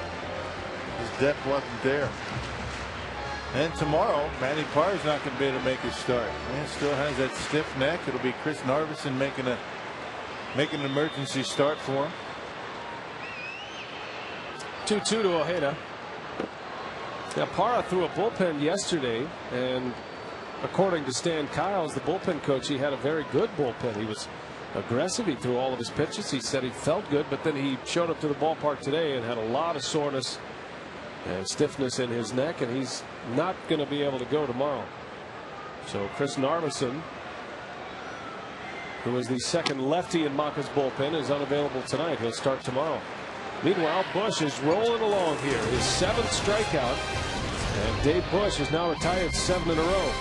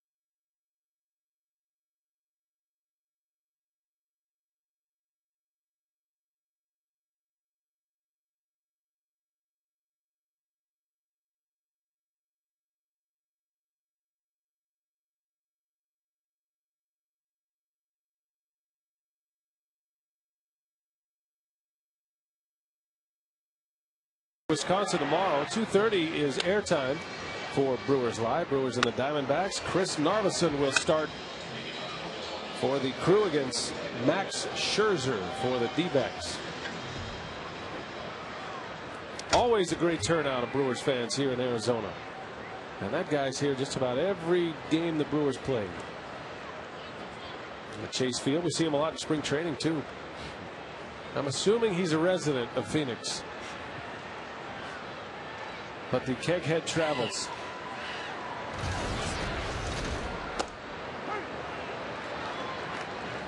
Felipe Lopez batting for the 4th time.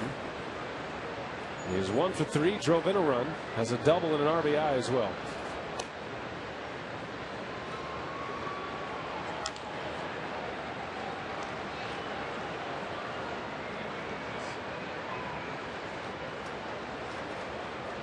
Brian Augenstein, second Diamondbacks pitcher, throwing a lot of strikes. Got out of a bases loaded jam without allowing any more runs.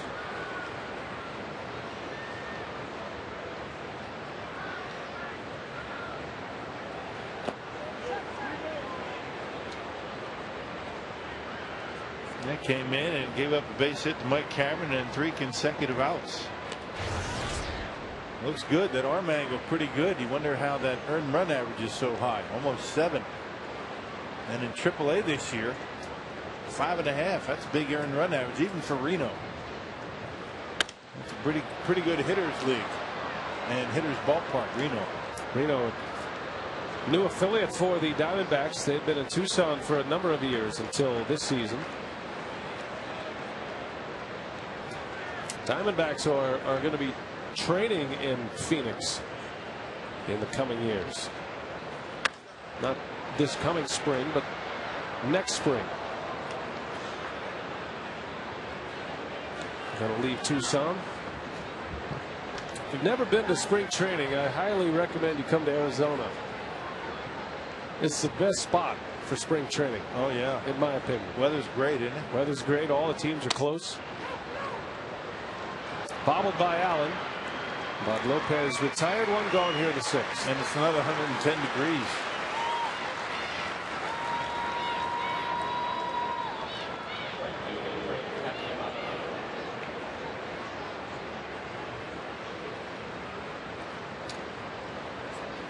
Here's Catalinato.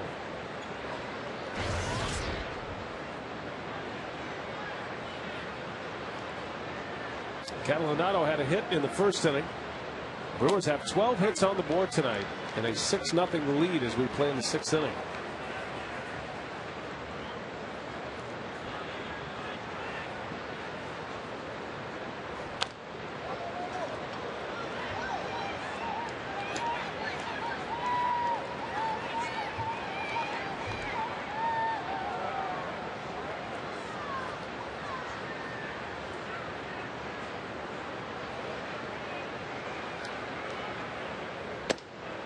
One and two.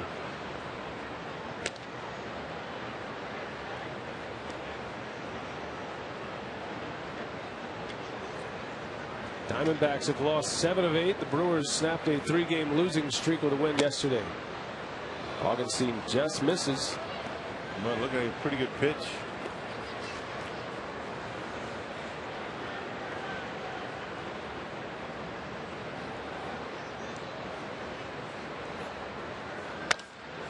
Catalinato pops it up.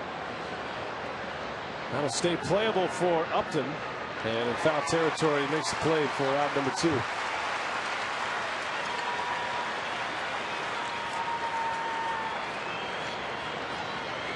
see him getting beat up by cotton candy up here? Getting beat up by a deer. Deer in the headlights. Rob Deer and his son Jackson. It's not Jackson, the little one. It's Robbie beating me up with the cotton candy. See what he's doing? Look at Jackson. The big slugger and the little slugger. Booster, how you doing, bud? Good. How's that cotton candy, man? It's all over the shirt. Here's Braun. Base hit, center field. Ryan Braun has his second hit of the night. 2 for 3 at the plate. Ryan Braun surpassing even Rob Deere on the franchise list. Most home runs in his first 3 years. We'll have to ask Robbie about that. What he remembers about those first 3 years. We could put a headset on him. We'll do that next inning. He's got his hands full right now. Yeah, right.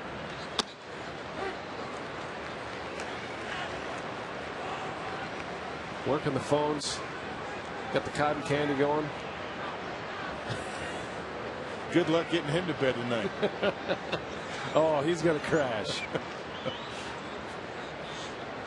Oh, fielder drilled by a pitch. Augustine trying to come inside and hits Prince Fielder.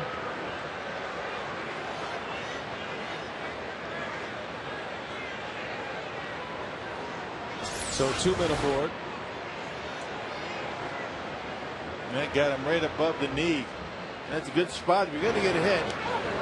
You get hit on a big part of that leg in the thigh. Arm doesn't hit any bone. Prince will be all right. Man, that pitch's not even close. Brewers get hit a lot. They had a lot of guys who stand in there on the plate. 59th time this year. They're second in the league in that category. So 2 on with 2 out. And here is the hottest hitter of the night, Casey McGee, at the plate. Casey with 2 hits, 3 runs batted in.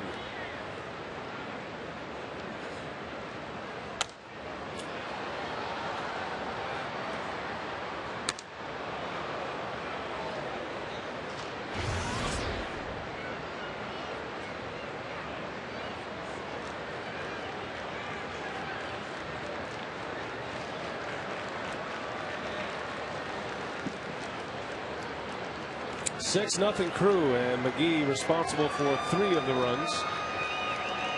And there it goes. Casey McGee has launched another one. A long home run to left. And what a night McGee is having. His 15th home run of the year. A 3-run shot. That is 9-0 Brewers. And 6 RBIs now for Casey McGee. Boy, what a night. It looked like something up. Not sure what it was, a slider or fastball. Fastball they tried to sneak inside, but I don't think so, not with Casey. And that one even further than the first one.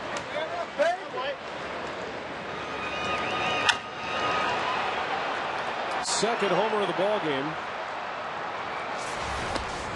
And 6 runs batted in. That ties a season high. Braun and Fielder each had a 6 RBI game earlier this year, and you can put Casey McGee on that list as well. Cameron pops it up a mile high. Montero gives it a look, and it's playable for the out. Inning is over, but Casey McGee is having quite a night. A 3-run homer makes it 9-0. Dave Bush is rolling along himself. Got a shutout going through the first 5 innings. All Brewers so far tonight.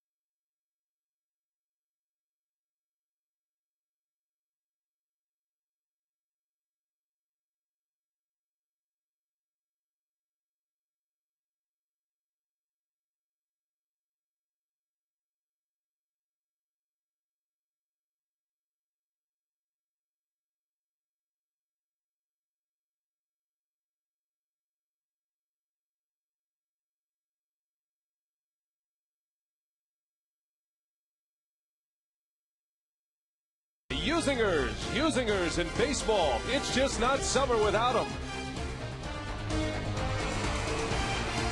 Sun setting here in the desert inside Chase Field in Phoenix. The Brewers are all over the Diamondbacks tonight. 9-0 is our score, and Casey McGee is having a career night at the plate. 6 runs batted in. That's a career high. McGee with 3 hits in this game, including 2 home runs. And Brewers fans that are here enjoying this one. Even spotted a Brewers fan wearing a Rob Deere jersey down there near the Brewers dugout. You don't see that very often anymore, but he's here, and the real Rob Deere is here. That was him. That was him wearing it. That was him yesterday. Same guy. How you doing, Robbie?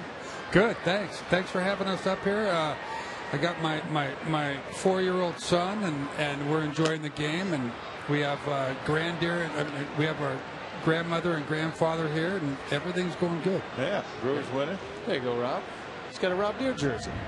The only problem is, pal, we didn't, they didn't have the names on the backs back in the old days. Well, at least he's trying. He's trying. He's bringing back the legends. Always good to see Rob. He lives here in the Phoenix area. We had him on. Well, we always try to have you on every year. So tell us your thoughts on the Brewers from afar, especially offensively, and what you're seeing from them in the first 2 games that you've witnessed in this series. To be honest with you, I am disappointed because I came in and yesterday I talked to Dale down during BP and Rock and you and they have such a good ball club that it's unbelievable. I couldn't believe that they're as far out as they were. And Robin and I and a lot of people have we pull for them during the summer, and we want them to do good. And I remember when it seemed like, a couple months ago or a month ago that they were doing awesome. And then, Dale told me yesterday what the standings were, and I was like, whoa. So, it's one of those deals where, they got a good club, and I think, pitching takes the precedence of everything that goes on, and I think that if you have no pitching, and if you have people that if you lose key starters and the whole deal, then it kind of goes to show you what happens. Meanwhile, Dave Bush with his 8th strikeout, visiting with Rob Deere here on WMLW, and it's certainly been a frustrating season on that front, but at the same time there have been some records that have been broken this year. Rob Deere as a Brewer from 86 to 90, and matter of fact, you were in our open today, Rob. I don't know if you knew this, but no, I didn't know. You had 84 home runs in your first 3 seasons with the Brewers. This is the franchise list. Braun, of course, has 100, but you and Richie Sexson on that list. 84 home runs in 3 years. Now, Brawny yesterday was 100. Talk about how tough that must be to do. But he's the ultimate. He gives you the whole package. He's a good RBI guy. He's a good average guy. He's a good power guy. Every once in a while, I'd get away with hitting a 3-run homer or something like that. But you're talking about somebody that I love watching. And I had a buddy of mine here yesterday at the ballpark, and we were watching Brawny during batting practice. And to be able to do the things that he does and be able to watch him, it was a thrill for me. What does he do that, as a hitting coach? You were a hitting coach in the minor leagues for many years. What do guys like Ryan Braun and Prince Fielder do at the plate that separates them from everybody else? Well, the thing is it's like we try to teach a short swing, and we try to teach getting point A to point B, and that's from the barrel of the bat down to the ball itself. And some guys are born to be able to do that, and some guys it takes a little bit of practice. And I don't think that there's. Stephen Drew sends one over the head of Cameron, and he's thinking about third, and he's on his way. Hardy's got a gun to throw to third base, not in time. Drew is in there, but barely. Yeah, and what are you thinking? A risky move down 9-0, but he's in there with a triple. Go ahead, finish your thought on. But the thing. Jackson just ripped his headset off. The thing is sorry about that. The thing is like, natural hitters are able to get point A to point B as quick as possible. And Brawny's one of those guys. Prince is one of those guys. Prince has got a little bit of leverage that's involved with him also. But Brawny's, he could hit, he's got an opportunity to hit 330 and hit 40 homers. Prince has a chance of hitting 50 homers and 280. Two different swings, two different types of hitters. But these guys are I'm not even in the same boat as these guys are. These guys are really good, solid, everyday, legitimate hitters. Rob Deere joins us in the booth. And Parra sends one to right, but Catalanano runs it down. That's going to be deep enough to score the run. Okay. Diamondbacks on the board for the first time. A sacrifice fly at an RBI. And the other thing that really separates these two guys from the average run-of-the-mill home run hitters, they're willing to take the ball to the opposite field. They have enough power that they don't feel as though they need to pull the baseball, and that's a tough thing for a lot of young hitters to learn. Well, the thing is that there's. We were joking around last night about if the foul line went another 40 or 50 feet to the left, I would have ended up with 800 homers. but it doesn't, and you can't change that. And the thing is, it's like you have to be able to understand the whole concept of hitting and understand the whole that there's a whole right center and a right field line and the whole deal. And we try to, as a hitting coach, I would try to teach players how to understand the concept of using the whole field. And it's like there's a perfect example right there. There's a guy that can pull the ball, but hit a ball to right field. but it's like, you know, you try to get them to learn how to be a good hitter and then be able to pull balls after that. Rob Deere, thanks for joining. It's always great to see you, my man. Thank you very much.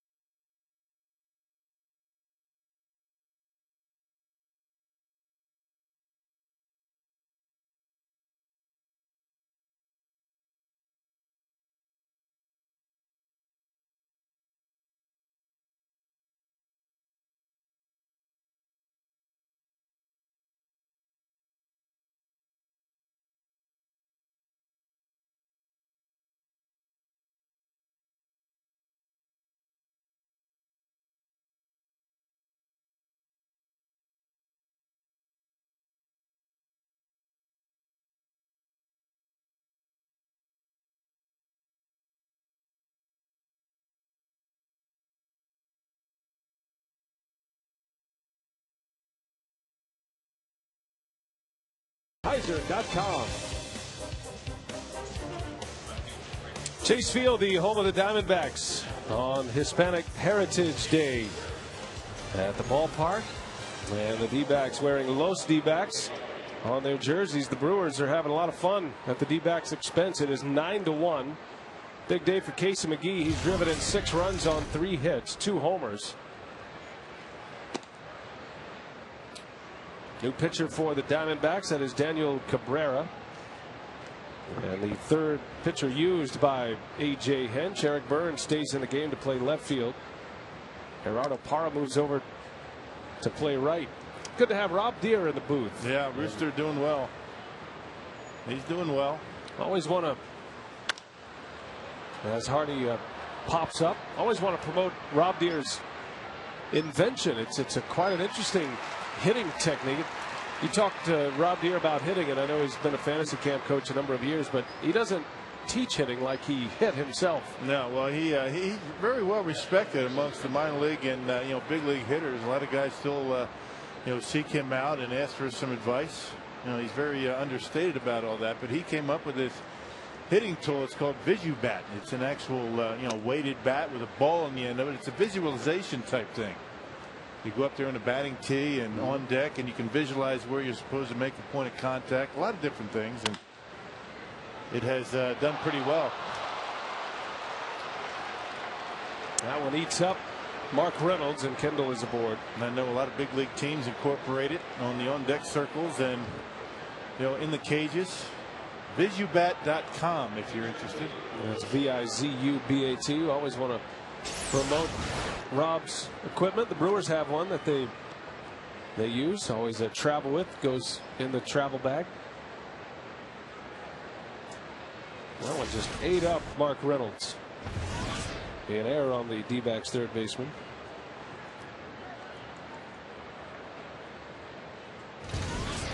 Well, you may know better than I do, but didn't he have one for golf as well? Yes, he's got a patent on golf and tennis.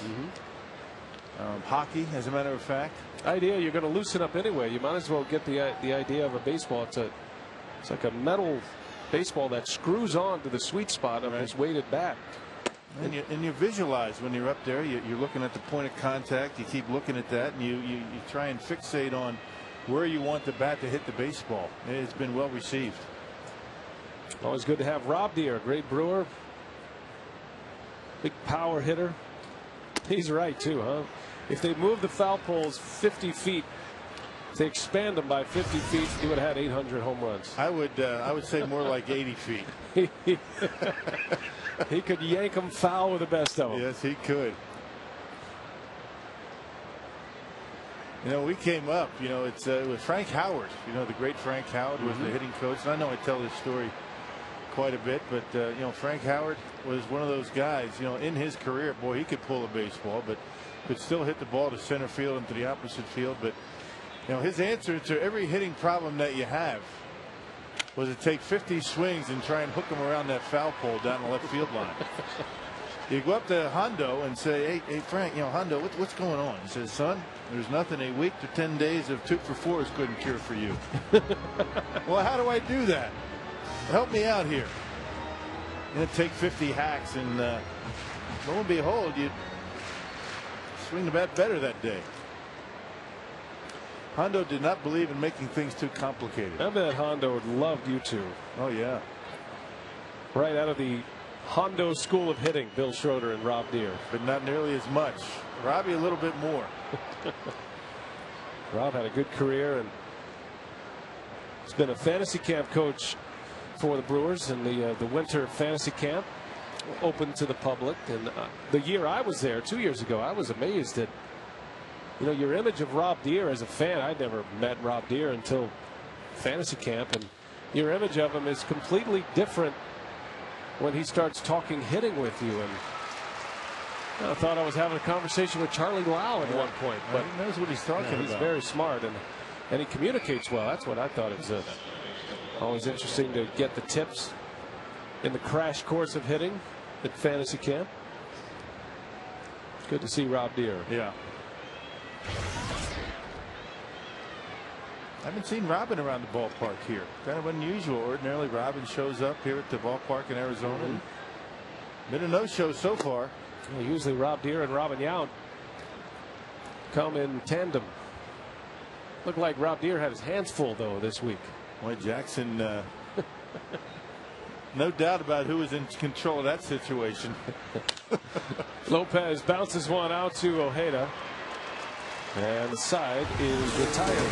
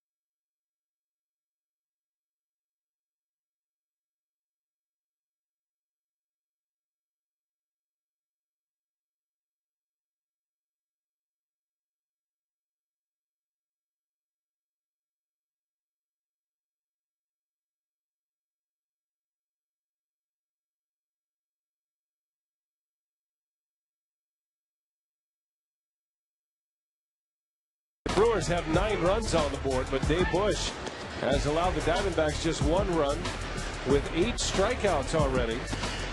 That run coming in the 6th inning on a sacrifice fly by Gerardo Parra. And Bush back out there to start his 7th inning of work.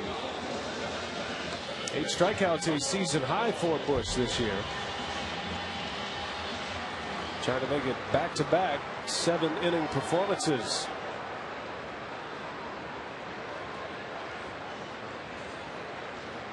Well, Dave Bush started the season very underrated in many opinions, including his catcher, Jason Kendall. And boy, he delivered big time early. Bush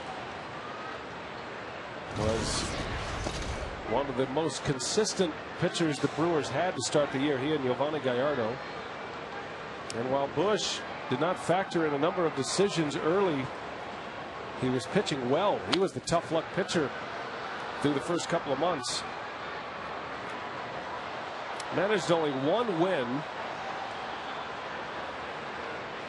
in his first 7 starts of the year, despite averaging around 7 innings per game, like 6 2/3 officially. But at the beginning of the year, he was pitching deep into ball games when most pitchers were in there for 4 and 5 innings. Bush had a run before he was injured of 3 straight 7-inning performances, and of course went 7 2/3 against the Phillies when he took a no-hitter into the 8th inning. Man, this might be one of his best of the year. I mean, he's faced only 3 over the minimum. Giving up 3 base hits. And this curveball has been giving Mark Reynolds fits all night. Well located, down away from Reynolds, and he just swings right through him. 3rd strikeout for Reynolds tonight. Bush with 9 strikeouts.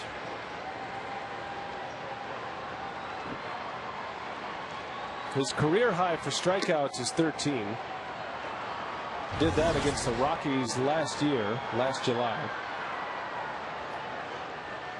And he's got a chance to finish this one today if he continues on this pace. And a season high for strikeouts for Bush before tonight, 7. Did that 3 times.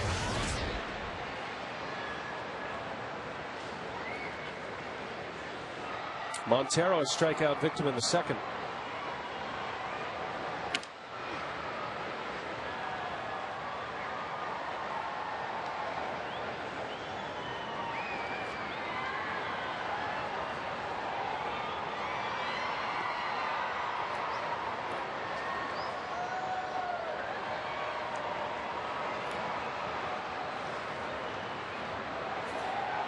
Ball and 2 strikes on Miguel Montero. Diamondback catcher skips one in for a ball. 2-2 the count. Brewers have scored in every inning but the 4th and the 7th. They were on them early tonight. Got a run in the 1st. Braun had an RBI on a sac fly. A couple of runs in the 2nd inning. RBIs from Kendall and Lopez. Casey McGee has been the star offensively. 6 runs batted in on 2 homers and a single. Had a 2-run homer in the 3rd and a 3-run shot in the 6th.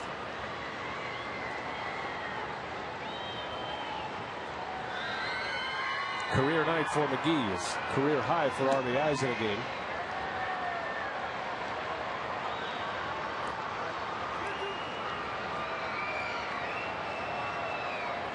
And Ken Maka is content to give Casey McGee as many at-bats as he can possibly muster the rest of the way. Base hit for Montero.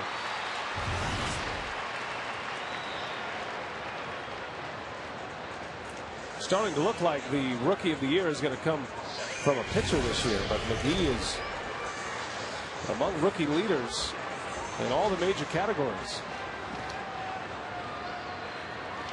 He's got a chance to not only post the highest batting average among rookies, has a chance to lead all National League rookies in RBIs this year, and an outside chance at home runs as well. It would take a huge finish. Now, if he stays hot, who knows? There have been some pretty good pitching performances from rookies this year. No doubt about that. Hansen from Atlanta and J.A. Happ from the Phillies. I would imagine one of those 2 are going to be the front runners at this point. Randy Wells of the Cubs is on that list. As far as position players go, Colby Rasmus, Casey McGee, Parra here in the game. Yeah, Gerardo Parra. McGee is the RBI leader among rookies now after his 6 RBI game tonight. Parra did have an RBI earlier, his 54th. McGee has 57.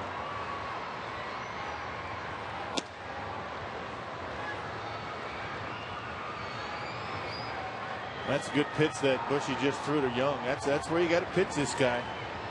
He likes to pull it. Not sure where it missed, but it was called off the plate.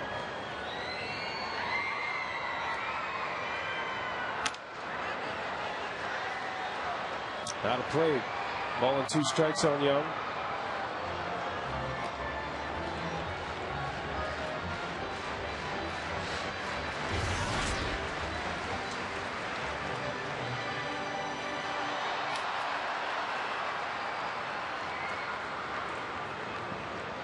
A lot of games already in the books today in baseball. The Reds, a comeback win on the Cubs today. Carlos Marmol suffered the loss. Cincinnati scored 2 runs in the 9th inning to win 7-5 over the Cubs at Wrigley. Mets beat the Phillies. Ryan Matson gave up the lead. Mets scored 5 runs in the final 2 innings to win 10-9. Had a 9-5 lead going into the 8th as Young strikes out, and Dave Bush with 10 now. Good pitch to Chris Young. Outside corner with a fastball. Looks like he took just a little bit off of it, and a funny looking swing from Chris Young. Check it out. A good pitch. Exactly where you got to put it with Young at the plate. He loves to pull the baseball. You can see the way he tried to hook that pitch. Does not feel very comfortable taking it to right field. 10 punch outs for Bush. 2 outs in the 7th. Still a runner at first, and it's Brandon Allen at the plate.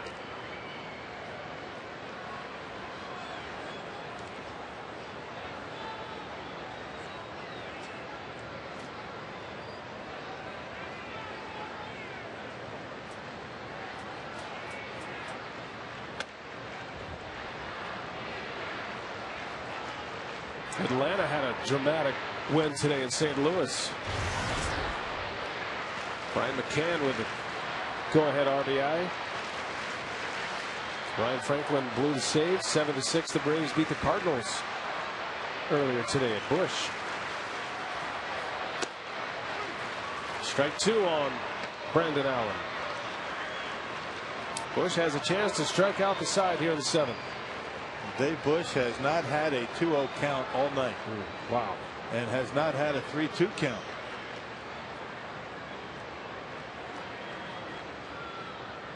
One and 2 on Allen. 2 gone in the inning. Got him. Struck him out. And Dave Bush has 11 punch outs. 7 innings, only 1 run. 9-1 Brewers. And the big boys are coming up. Braun and Fielder will hit when we come back.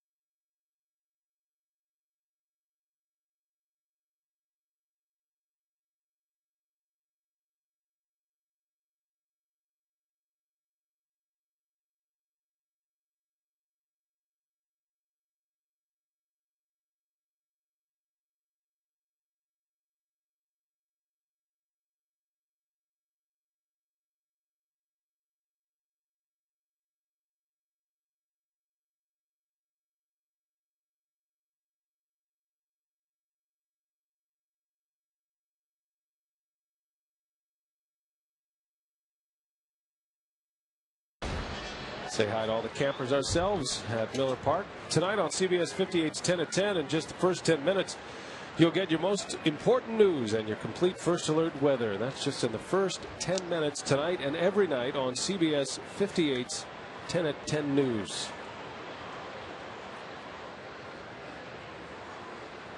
Dave Bush has been the story tonight. 11 punch-outs and only 1 run through 7 innings. Catalanado sends one over the head of Chris Young. And the Brewers keep banging away here. That is the 15th hit of this game. Catalanado's second. That's amazing. You know, you get away from the starting or the pitching staff that the Brewers had to face for 9 straight games. The Giants and the Cardinals, you come in here to Arizona and just 1 hit after the other. 15 hits tonight, 13 hits last night. And the Brewers really putting some good swings on the baseball.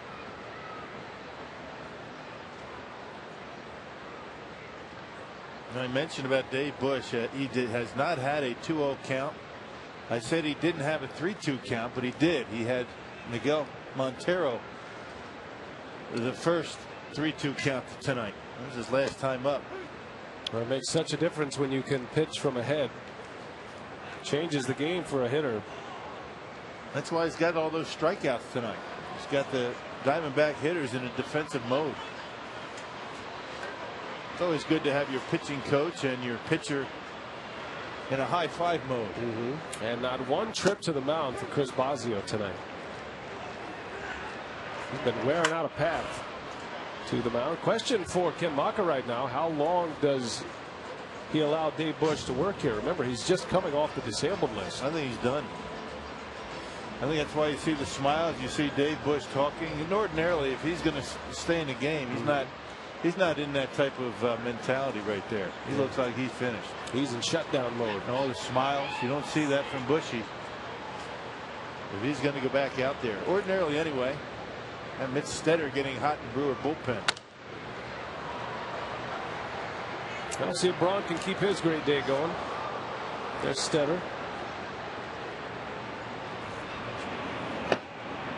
It's one guy you don't have to get a real good look at to know who it is up on the mound. Down here in the bullpen, the bat delivery. You can tell right away. Can't see the bullpens too well from here. Braun breaks his bat. Ojeda's throw is in time, and Ryan is retired. 2 for 4 for Braun tonight with a couple of runs scored. Catalanado still at second base. And the Cat couldn't get to third base because he wasn't sure if Ojeda was going to be able to catch it on the fly. He had to stay put. Well, see if Fielder can set the franchise record right here with 1 swing of the bat.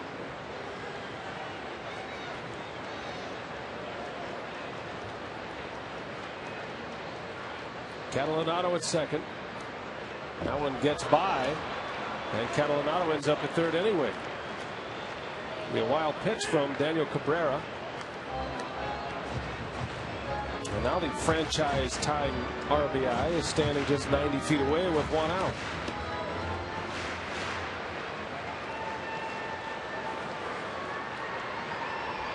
Fielder with 2 hits.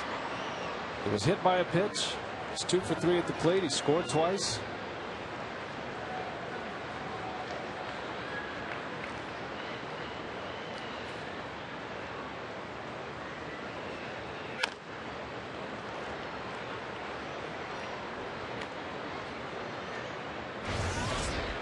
Now, we talked about how Ryan Braun was feeling a bit of the pressure to get that 100th home run in his first 3 years.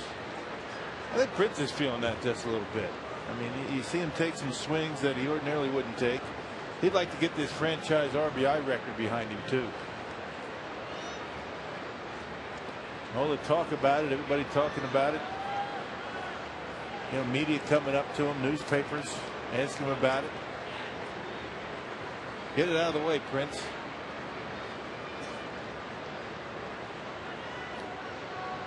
Every position player has a hit tonight. 9 runs on 15 hits. Fielder, a little cue shot. Catalanado's coming to the plate. The throw to the plate. is in time for the out. Catalanotto took a chance, and Cabrera cuts down the lead base runner. Yeah, why not, right? Take off. It was a high throw, but Montero blocked the plate beautifully on Catalanotto. He never got there. That's a pitch that ordinarily you're not going to see Prince swing at. Catalanotto slides right into the shin guards of Montero. Check it out. He stopped dead in his tracks. If Montero didn't do that, Catalanotto would have scored. Well, Fielder has been taken out of this game for only the third time this year. He exits a game. He's made every start. The Council will run for Fielder. And here's Casey McGee. McGee likely to go to first base next inning. Casey with 6 runs batted in. That ties the season high. Fielder did it, and Braun did it earlier this year.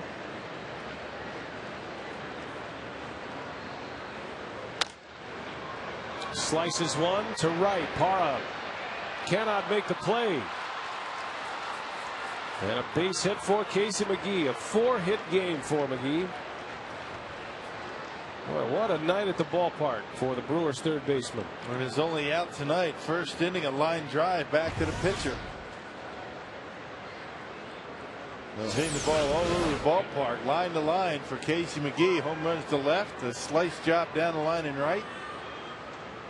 And when you've got it going, sometimes you get lucky. Makes up for all those line drive outs, right? Like the one in the first. 4-hit game for McGee. 6 RBIs. Casey now 7 for 9 in the series. And he's driven in 7 runs.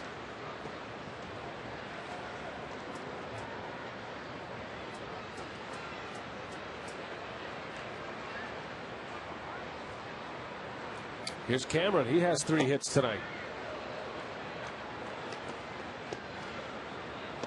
Braun has the season high for hits in a game, if you're wondering. He had 5 hits in a game back in April in Philadelphia.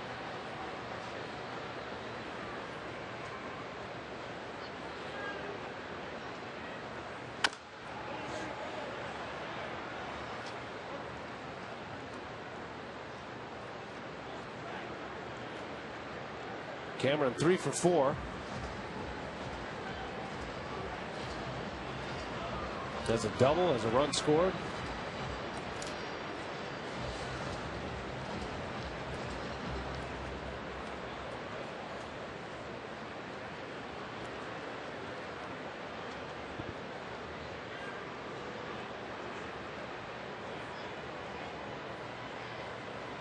Runners at the corners for Cameron.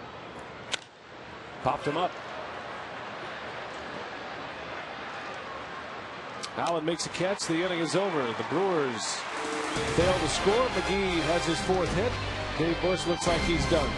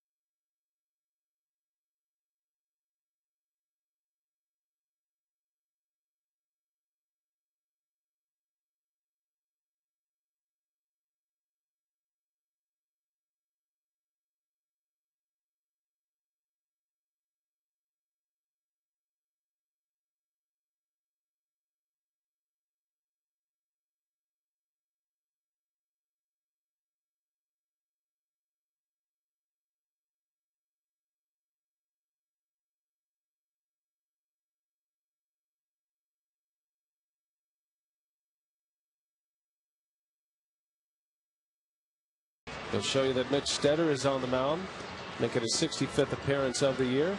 Stetter in relief of Dave Bush.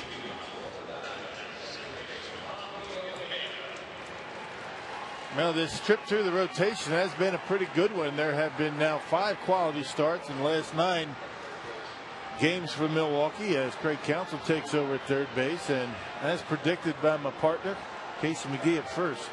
And Jody Garrett in right. In for Braun, actually. Catalanato goes from right to left. So Braun and Fielder are out.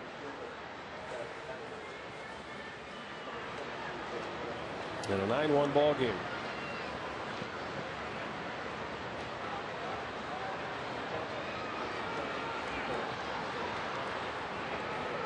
Well, we are in Arizona. It has a bit of a spring training feel to it. Yeah. With the changes. You like that?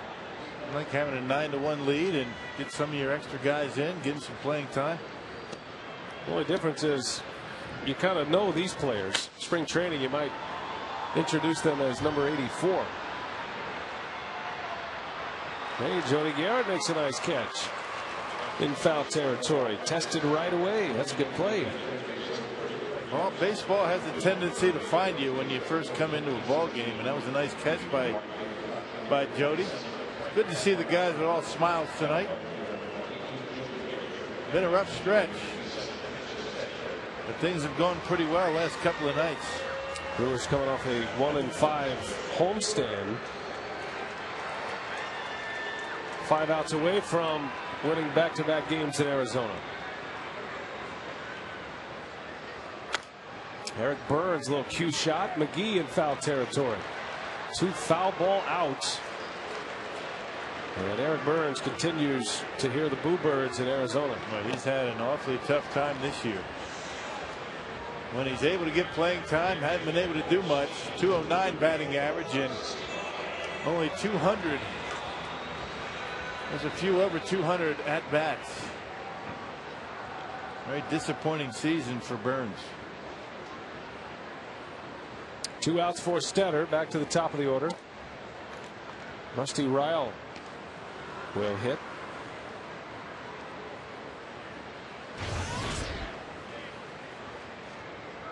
Stephen Drew out of this game.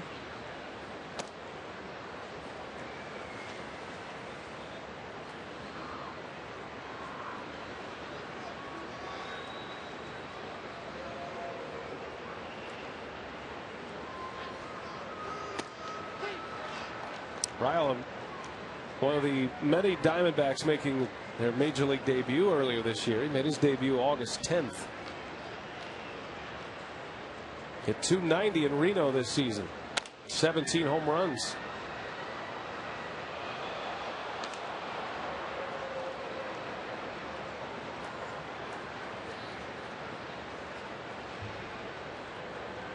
Clay Zavada getting loose.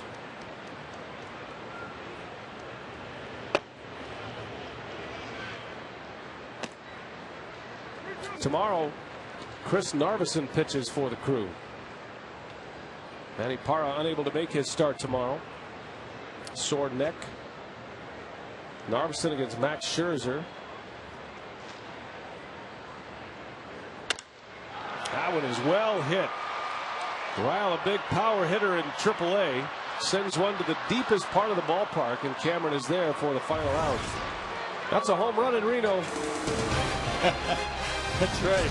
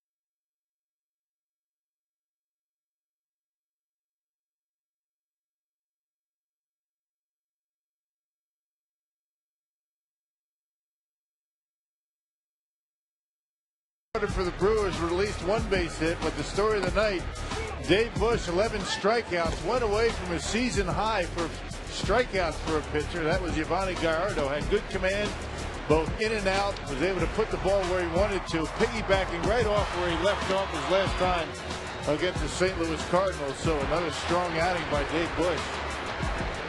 Dave Bush in line for his 4th win of the year. It has been a long time, too long, since Dave Bush last won a ball game. You got to go all the way back to the 19th of May to find the last win for Dave Bush. Wins have been hard to come by for Bush. Out 2 months with an injury. Elbow injury, was hit with a line drive from Hanley Ramirez. Tried to pitch through it.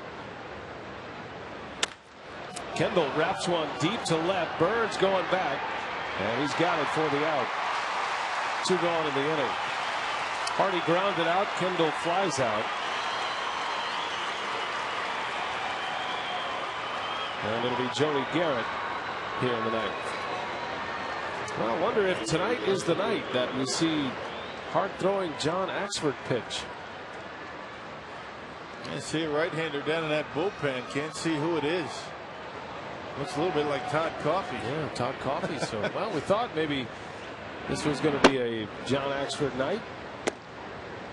Young rookie promoted to the big leagues last week and joining the ball club. Maybe holding him back is Ken Maka, because you don't know how much you're going to be able to get out of Chris Narveson tomorrow. That's a good point.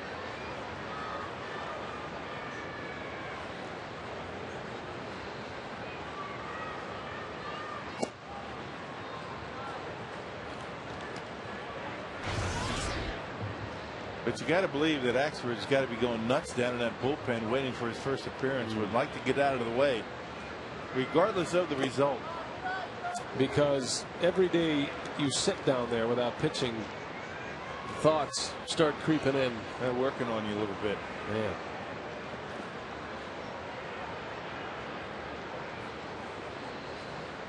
Tough on the families too. I can attest. I remember when my older brother Mike was promoted to the big leagues in July, and he didn't pitch. He was up for about 10 days and never got in a game. That's rough. He sent him back down to AAA, and he was a big leaguer only in theory. He was on a major league roster. He wasn't in the baseball encyclopedia yet. That came later.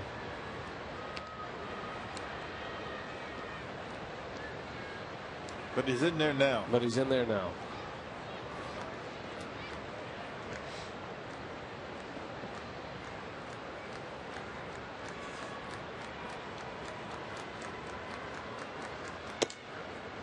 Garrett called out on strikes. The inning is over. And we are headed to the bottom of the ninth. It's the last call for the Diamondbacks. 9-1 Brewers. Here comes Coffey.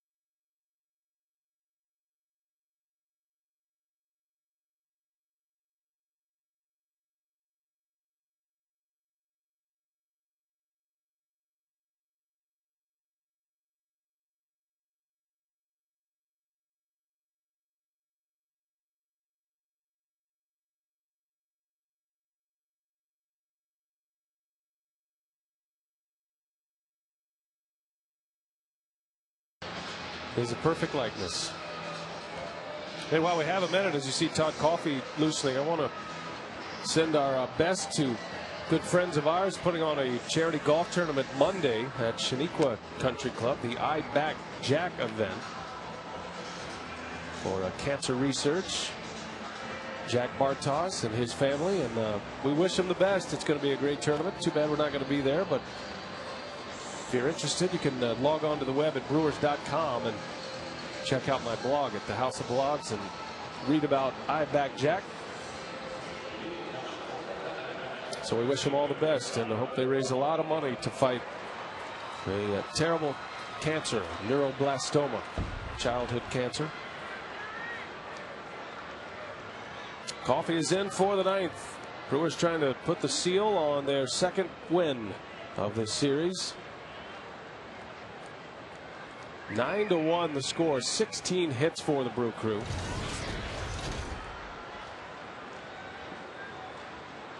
And you get a game as well pitched as this one was tonight. Dave Bush with 7 innings, 11 strikeouts. You get the kind of offense that the Brewers have posted, and it just makes you wonder. It makes you wonder if the Brewers could have made some noise this year.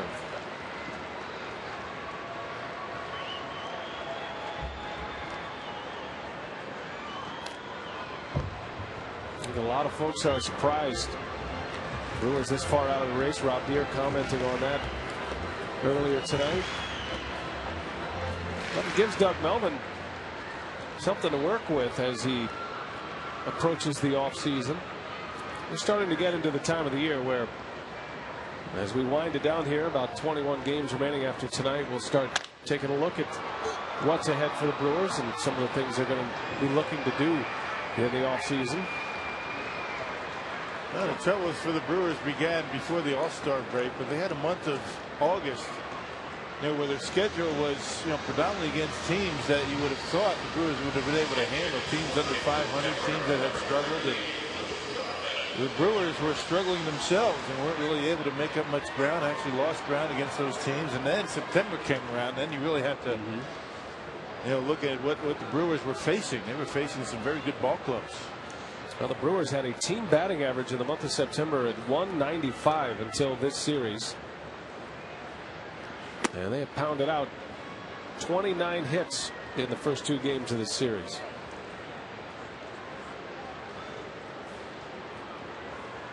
And you got to give a lot of credit to the Cardinals as well. When everybody else in the division struggled, St. Louis put the hammer down. They've been the winningest team in baseball since the break. Well, the Cardinals' main problem in the beginning part of the year was scoring runs. That's not much of a problem for him anymore.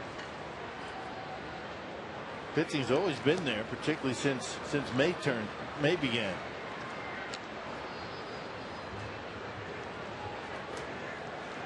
Cardinals lost today. The Braves beat St. Louis. Atlanta 8.5 back in the wild card. Right now, the Rockies and the Giants are the 2 teams to watch. Colorado has a 5.5 game lead in the wild card to start the day. But the Rockies are just 2 back of the Dodgers in the division. It's kind of shaping up to be a Dodgers-Rockies postseason. It just depends on who's going to get the division title and who wins the wild card. Luke Carlin draws the walk. And a base runner for the D-backs. Hey, fans, when the Brewers take on the Phillies September 25th through the 27th, it's Fan Appreciation Weekend. Come out to Miller Park for numerous giveaways and a chance to win a new car. Get your tickets now. Call 414-902-4100 or go to Brewers.com. Fan Appreciation Weekend.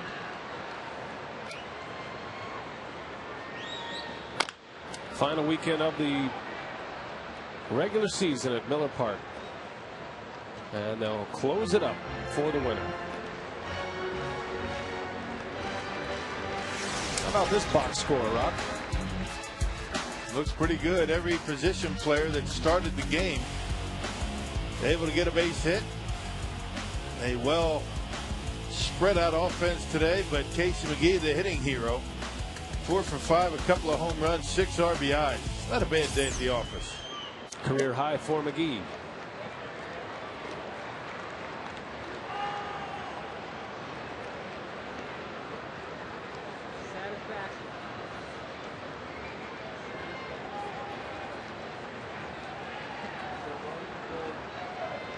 One out, runner at first base.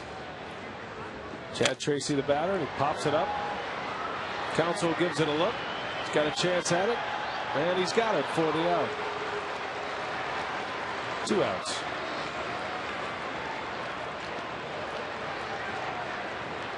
Well, tomorrow we're back on Fox Sports Wisconsin. Hope you'll make plans to be with us. Chris Narveson starts in place of Manny Parra, out with a neck injury. Max Scherzer will counter for the Diamondbacks. It's going to be one of the final starts of the year for Scherzer. They're going to shut him down shortly. He might have 2, maybe 3 starts left. 157 strikeouts in 154 innings. Young man's got a nice arm. It's going to be a fun matchup with his great Brewer sluggers, guys like Braun and Fielder, and an excellent fastball hitter in McGee against the big fastball of Scherzer.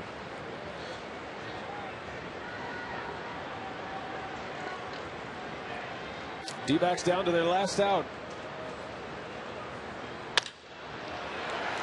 Base hit. Montero with his second hit of the game.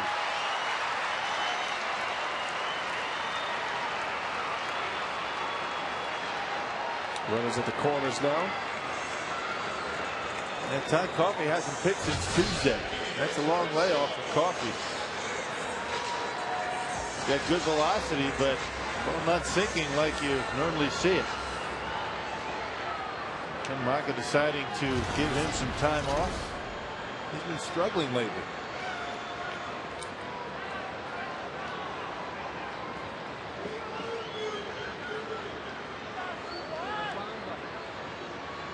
Here's Young, and a base hit. That's about the only spot that Chris Young's going to hurt you. Middle to middle in. You give him a pitch there, he's going to hit it hard. You get that ball away from him, he has a lot of problems with it. Todd Coffey trying to come inside, left it out over the plate. And that's right in the wheelhouse of Chris Young. Loves to pull the baseball.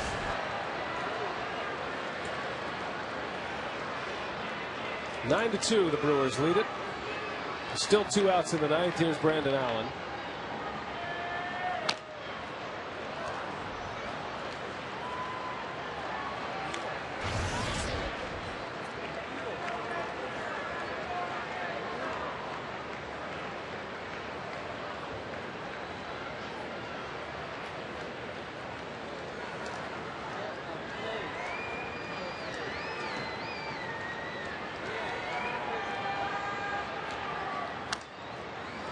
Oh, 2.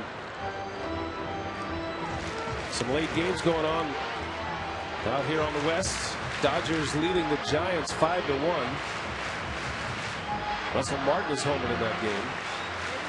San Diego leads Colorado 2-0. Rockies had another dramatic come from behind win last night. Colorado has won 8 straight.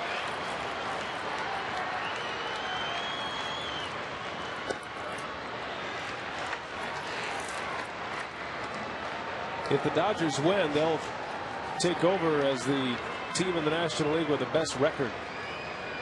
Dodgers and the Cardinals are battling it out. That could come into play.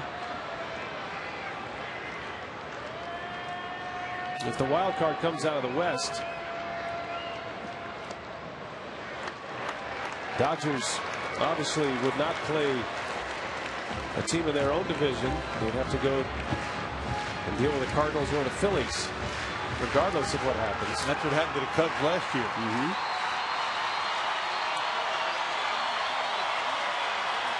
Dodgers swept the Cubs in the opening round.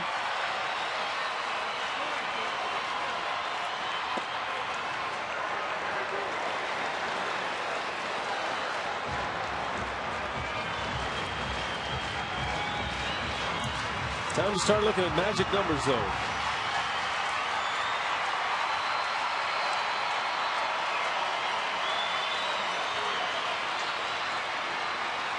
Full count to Allen. Runners go. Little bouncer. McGee. Actually, it's going to be Coffey who dives for the bag and gets the out, and the ball game is over. Todd Coffey bumbling his way to first base. Nice going. It's a football mentality on a college football Saturday. Well done.